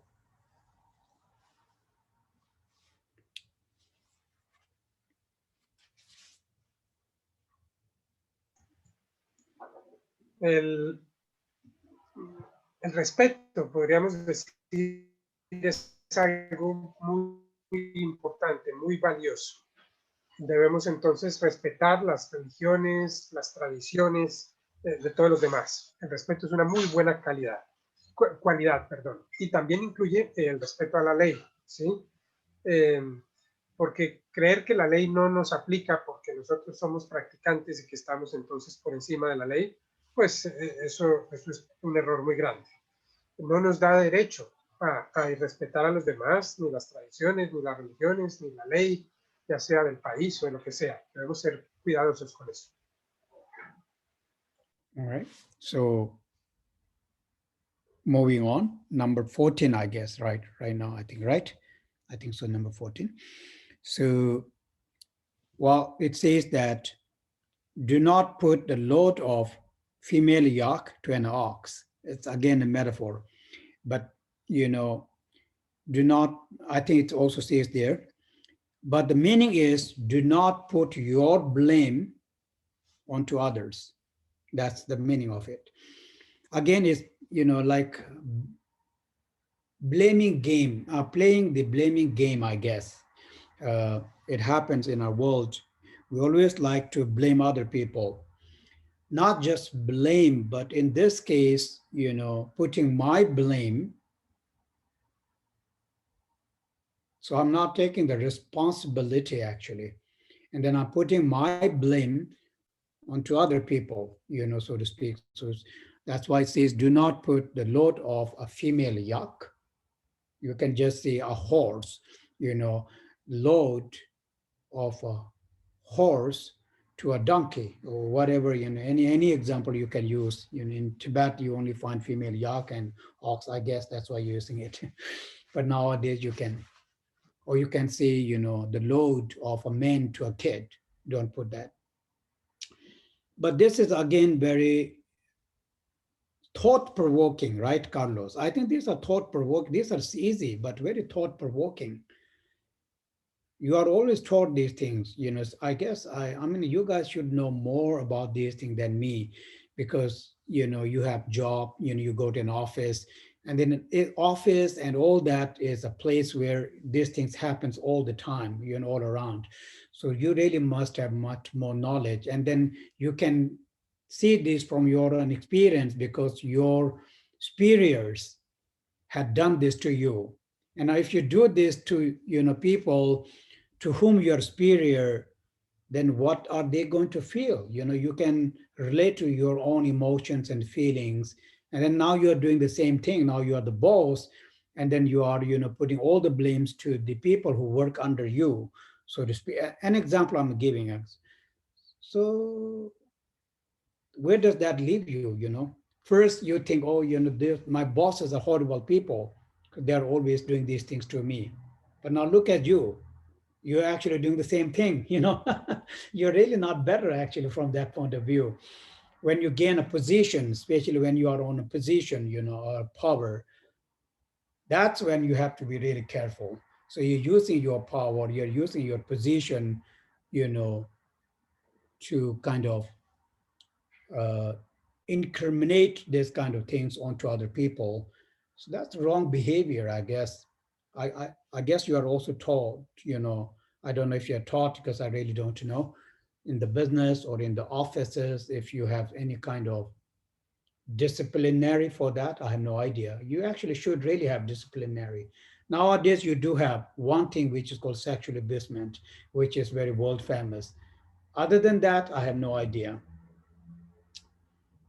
But this should be there too, no? In the especially in the corporate houses, you know, they should have a discipline regarding this.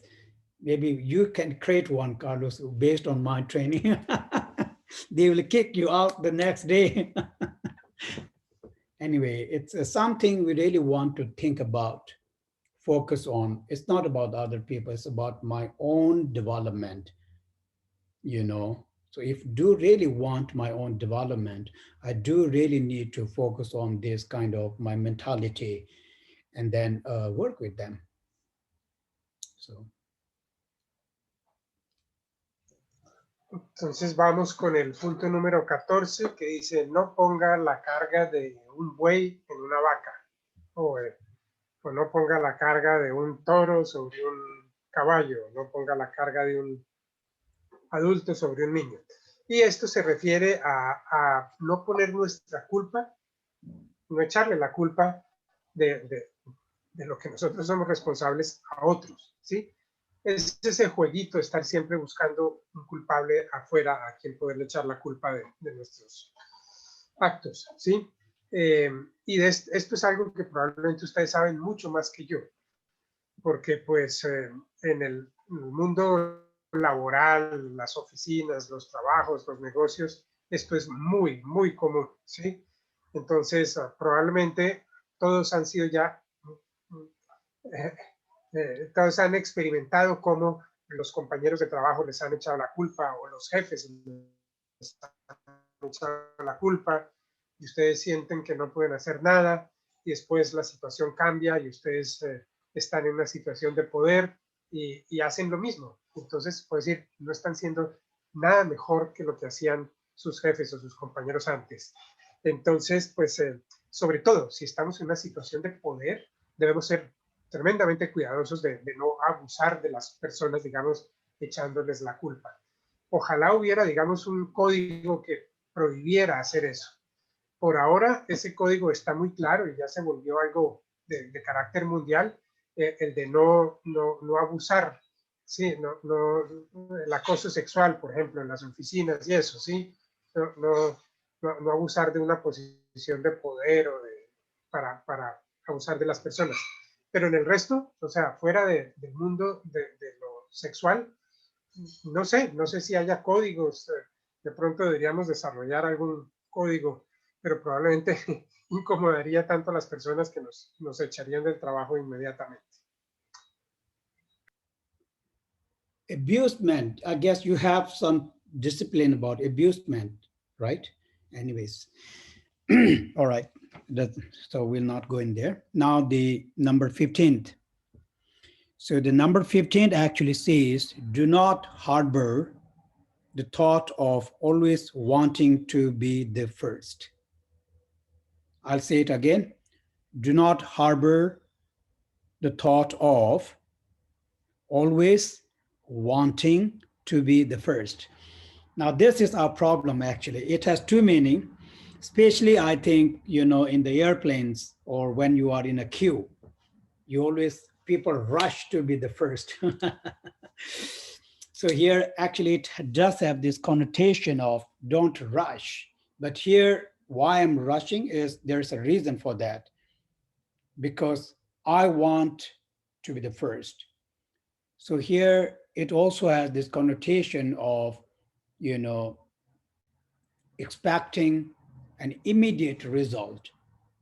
These days, you know, I think this is one of the main reason for, for the stresses that people actually are facing nowadays, because everybody wants instant result, like right now, right here.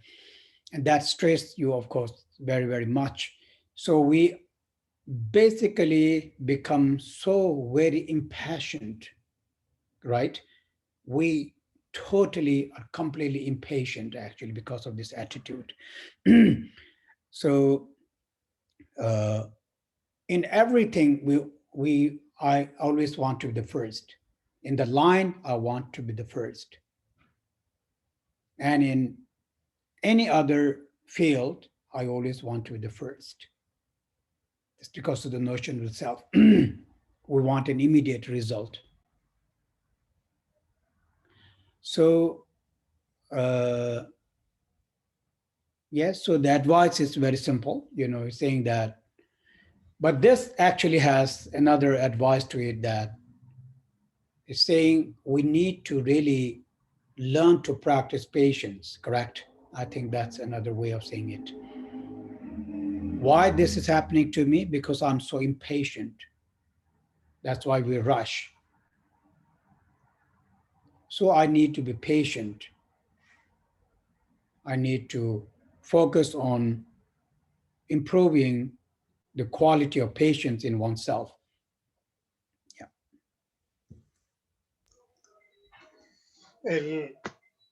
El decimoquinto dice, bueno, está traducido como no seas competitivo, pero el Khempo lo traduce más como no siempre pienses en ser el primero, ¿sí? Y aquí podríamos analizarlos de dos puntos de vista o encontrar dos significados diferentes. Uno muy claro es, por ejemplo, cuando estamos esperando montarnos al avión, ¿sí? Siempre queremos montarnos de primero, ser los primeros. Estamos en una fila y queremos estar de primeros en la fila, ¿sí? Y esto es porque nuestra tendencia a siempre querer esperar un resultado inmediato, ¿sí?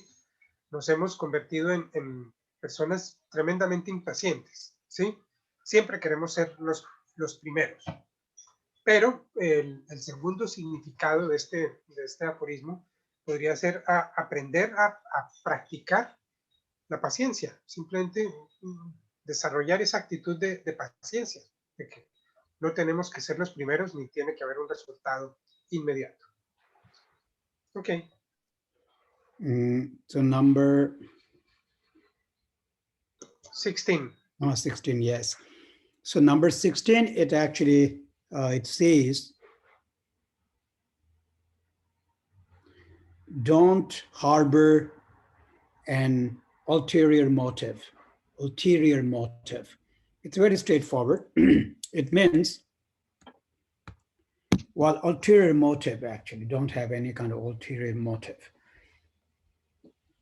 Sometimes people want something from you, so they have an ulterior motive. And therefore, they, appear to be good to you, kind to you, but they're just doing that so that in the future they can gain more, from those things, right? So that kind of mentality. So it's actually fake. These are fake people. They are not really kind people, but they appear to be kind. They appear to be nice, good to you, because they have this ulterior motive that in the long run, they gain much, much more in return. So they actually don't really care for you, but they just care for their own, this future gain. That's, kind of motive that people have.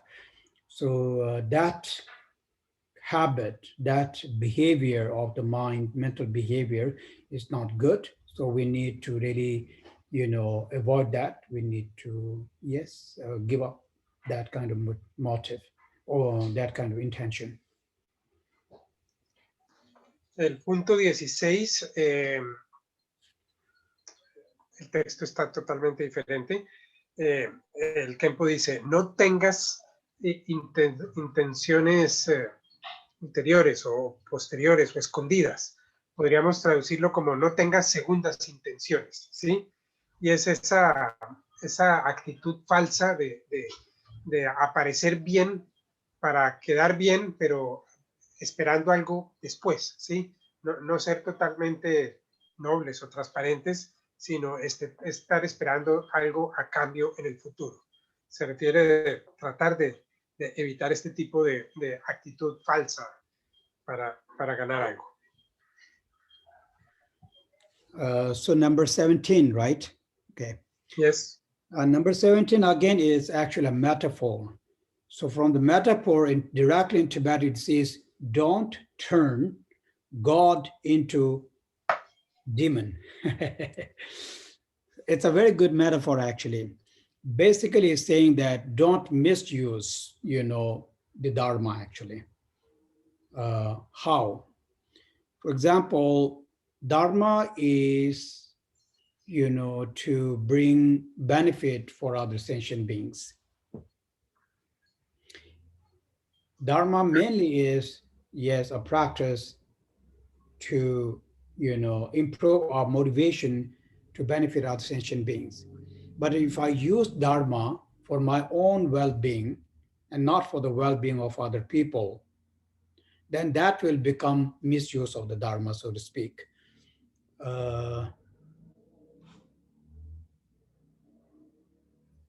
Yeah, I can also say that it's more like, people who only think very short-term benefit, people who are not able to vision a very long-term benefit.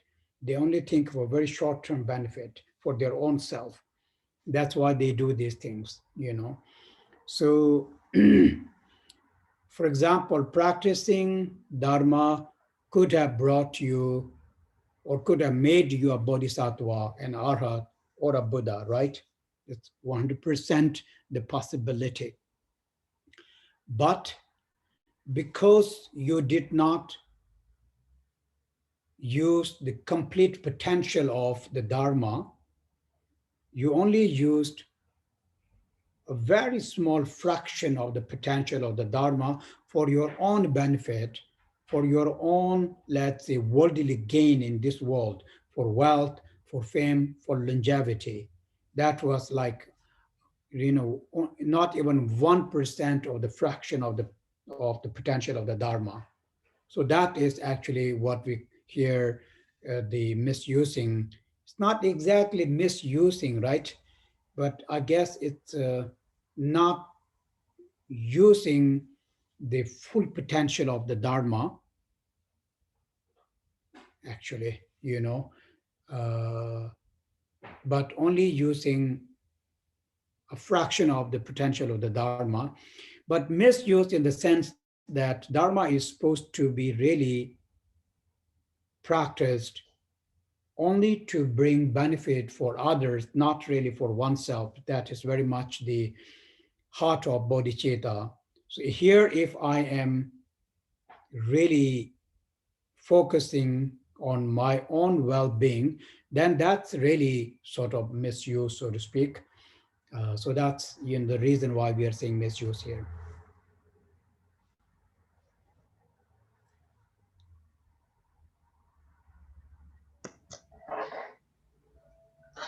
Entonces,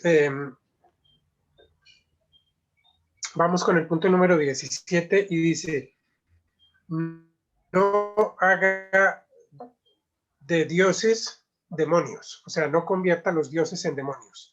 Y aquí se trata de no usar mal el Dharma, ¿sí? Y es que el Dharma debería estar pensado para el beneficio de los demás, no para el beneficio propio, ¿sí? Entonces, esto se da porque pues la gente tiene una visión a muy corto plazo, no logran ver a largo plazo, sino siempre están pensando en muy corto plazo y entonces pues así se hace ver como mi propio beneficio como lo más importante y me olvido de los demás. El Dharma, si se usa bien, obviamente tiene el potencial para desarrollarnos al punto de convertirnos en un Buda o en un Bodhisattva, ¿sí? Pero no, por no usar ese potencial completo del Dharma, sino usar una fracción mínima, podríamos decir un 1% del Dharma. Entonces, pues nos enfocamos en usar el Dharma para ganar fama, fortuna, longevidad, todo esto. Pero pues recuerden, la bodhicitta es obviamente para los demás, no para nuestro propio beneficio. Entonces, por eso se dice no usar mal el Dharma, pero de pronto no está bien no usar mal el Dharma, sino usar de manera muy limitada el Dharma, ¿sí? Si me enfoco en mí, entonces por eso se dice usar mal el Dharma, porque estoy olvidándome de los demás. Ok. Now, 18th, the last one, commitment. So it actually says that do not find happiness at the expense of others. It actually means don't take advantage of other, right? I think it's a very similar meaning in my understanding.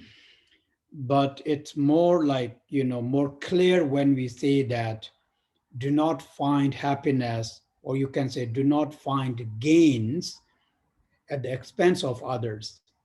Some people are like that, really opportunist, I guess we can call them, right? Opportunist. Um, they always look for this opportunity. And then when they find this opportunity, you know, they take, benefit of that, advantage of that. It can be really, you know, they can take advantage of other people's failure, for example. They can take advantage of other people's death, other people's sickness, other people's, well, like for example, advantage of, uh, well, nowadays we can use words such as like in a relationship, when people break up, people can take the advantage of their breaking up. So they're so some people are very opportunist, and then they look for such kind of opportunity and they take the advantage of that opportunity, that circumstances, even though you're doing that at the expense of other people's suffering, pain, loss, right? So really one should not do that actually. Don't be opportunist. I guess there are many ways of saying this. No, Carlos, actually, really like don't take advantage. Don't, I don't remember what I said just now. Opportunist. And then Entonces don't, vamos. yeah, or don't find gain at the expense of others. So many ways of saying that. Entonces vamos con el compromiso número 18, que podríamos traducir como no tomes ventaja de los demás o no busques ganar a costa de otros. O lo podríamos simplemente poner como no trates de ser oportunista, ¿sí? Esas personas que están buscando ganar aprovechándose de las miserias de los otros o de sus momentos de dificultad, ¿sí? Aprovechar la falta de fortuna de los otros para ganar los otros, como por ejemplo aprovechar una situación de debilidad en la que estén, por ejemplo emocional, o aprovechar de su falta de dinero o de las deudas en las que estén metidos, o aprovechar una enfermedad para sacar ventaja. Esto también se ve, por ejemplo, cuando se separa una pareja, ¿sí? Y entonces el uno trata de sacar ventaja del otro, ¿sí? Yo creo que ustedes lo entienden muy bien. Es de alguna manera no tratar de ganar a costa de los demás, ¿sí? Ok. Yeah, so we'll stop here for today. You can, these 18 commitments, they are beautiful sayings, I guess, or phrases. So you can, you can actually write your own, phrase as you wish. the way you understand it, with what we explained, so that it can really, help you deeply. You don't have to remember all the 18s. From this, whichever you find more, relatable, which really has clicked to you. So all of you guys, you can pick that 1, 2, 3, and then write your own song. Like it's like a song, I guess. You can just, memorize that, and then you practice it. Entonces, esos fueron los 18 compromisos. Vamos entonces a parar acá y ver si hay preguntas, pero pues estas son 18 frases muy, muy bellas. Me imagino que ustedes así lo ven también. Entonces pueden digamos, escribirlas con su propio entendimiento o hacer su propia versión de ellas. No tienen que recordar las 18 en un principio, pueden tomar 3 o 4, las que más les haya impactado, ¿sí? Y pueden escribir su propia versión de tal manera que les quede mucho más fácil recordarlas, ¿sí? Esto puede ser mucho más útil, el tener su propio entendimiento. All right, so now we'll do some questions. Entonces vamos a ver si hay preguntas hasta el momento.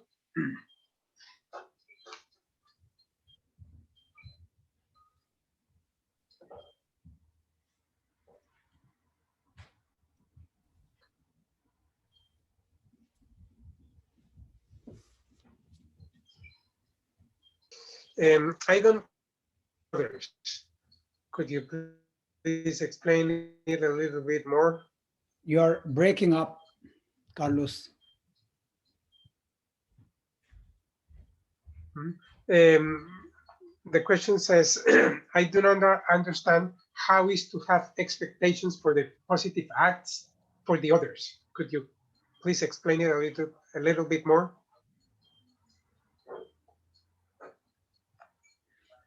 Yeah, it's more like, of course you can expect, you can always expect your friends to be happy. Why you cannot do that? It's not, big deal. It's not really like something we don't know. You always expect your family to be happy or your friends to be happy. It's very simple. Sí, podríamos entonces entenderlo como deseos. Es muy natural que, por ejemplo, tú desees que tu amigo esté bien, o tú desees que tu familia esté toda bien y feliz, que no les pase nada malo. Entonces, pues es muy natural tenerlo hacia los demás, eso está muy bien, ¿sí? Y yo creo que es algo que todos conocemos y sabemos cómo hacer. Second Perhaps question. it has to do more with the language, Carlos. So yeah, in Spanish, I don't know what word you can say. It's, like I was saying before, you hope the best for your family, correct? You always say, I hope the best for your family. So it's exact. So here you can say that instead of expect, you can mean the same thing. So it's very much language, thing. Sí, de pronto la dificultad en entenderlo tiene que ver con la diferencia en el significado sutil de las palabras. De pronto, expectativas no es una buena palabra en español, pero podríamos de pronto usar deseos o aspiraciones, ¿sí? El querer que los otros estén bien, eso está muy bien, eso no tiene nada malo y sí es algo que debemos cultivar. Okay. Next question.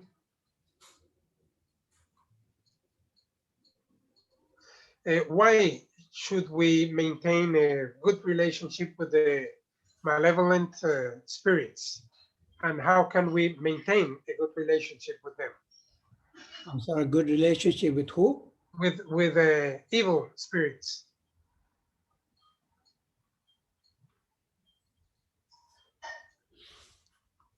We have to remember that this teaching is all about cultivating love, kindness, compassion, bodhicitta. right? First, we really need to remember that. So like it was said oh many times, you know, every single sentient being deserves kindness, love, and bodhicitta. So we embrace all sentient beings with our love, with our kindness. So that's why here, you know, I mean, then it includes everybody, you know, not just evil spirits. Bueno, lo que hay que recordar es que estas enseñanzas se refieren a desarrollar amor bondadoso, compasión, bodhicitta, ¿sí? Y entender que debemos desarrollar la perspectiva de que todos los seres sensibles son merecedores de amor bondadoso y bodhicitta, ¿sí? Entonces, no debemos tener ningún tipo de discriminación. ¿Sí? No se trata de desear amor bondadoso y compasión y bodhicitta con los que se comportan bien, sino con todos, no hacer ninguna distinción. The second part of the question was, and how do you develop a good relationship with evil spirits? How do you develop bodhicitta and compassion towards them? Why do you want to develop good relation with evil spirits is all right. So that's actually really there is one way of developing relationship in general, and that actually is really through love and kindness. I think right. It's just very basic, you know, thing uh, to anyone in this world. When you give kindness, let's say when you give love, then how can there be no relationship, so to speak, or friendship? I think it's impossible, actually, right?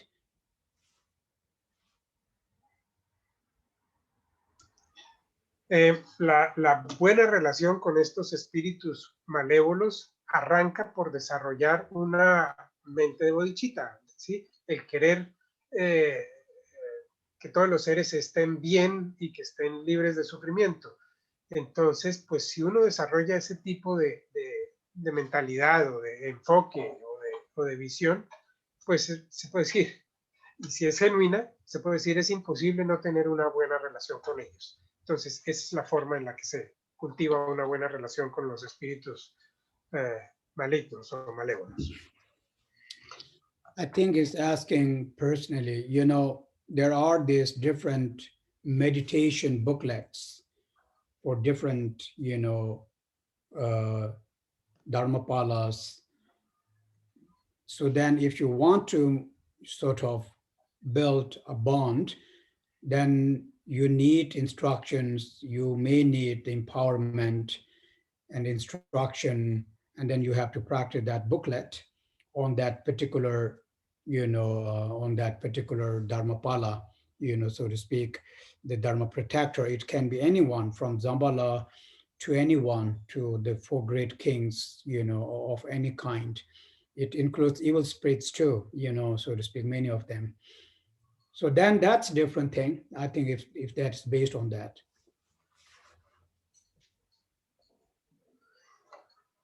Y además de lo dicho anteriormente, pues también podrías, digamos, hacer algunas prácticas más específicas, ¿sí? Están, digamos, los libritos que explican las prácticas con los dharmapalas, como Zambala o los cuatro grandes reyes, y algunos otros también prácticas con espíritus malignos.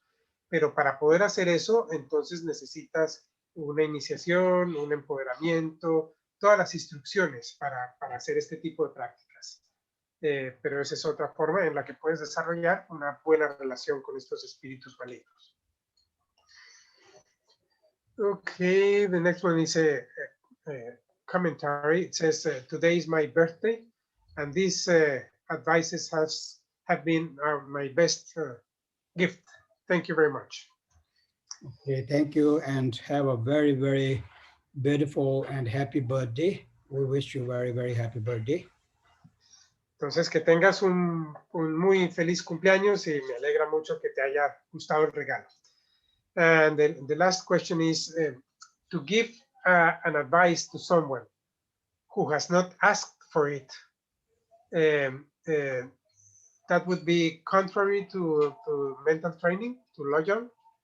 No, actually not. We always give advice to people, you know, all the time, I guess, but mainly to people who matters to you, I mean, close to you, because you know you can do it, you know.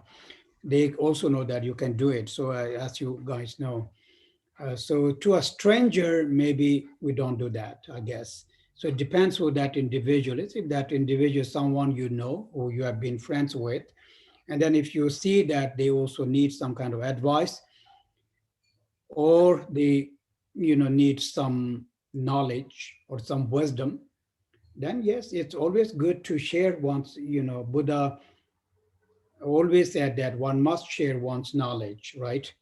So of course it is good to do that. Entonces, pues no iría en contra del entrenamiento mental porque, pues, digamos, hagamos un análisis un poquito más detallado. Si se lo damos a un ser querido, a alguien que estimamos, entonces probablemente el consejo no lo damos desde el punto de vista del defecto, sino lo damos desde el punto de vista del amor, de querer ayudar genuinamente. Entonces, pues obviamente eso no está mal.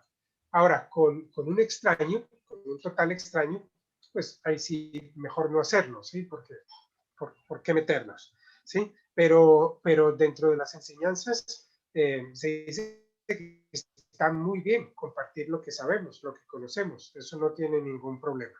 Entonces sí lo podemos hacer siempre y cuando parta del amor o la compasión por la persona. Thank you very much, Khempo. Thank you. So I'll say the dedication now. Sunam dia tamje ziba nye to na nye be da na ya pamji. Chega manje balaye to ba ye se be anzo le ando wa do wa re shoye. Ge wan di ye ke wo ke sunam ye she to zo. Sunam ye she le chong wa tam ba ye ku nye to ba re sho. Min jo ro lombo ku ye ta she sho ye yan la ye to jo sung ge ta shi. Tadala timya toje ta she sho, gyavya kuson toje ta she sho. Right, thank you everyone, and have a very, very good rest of the weekend.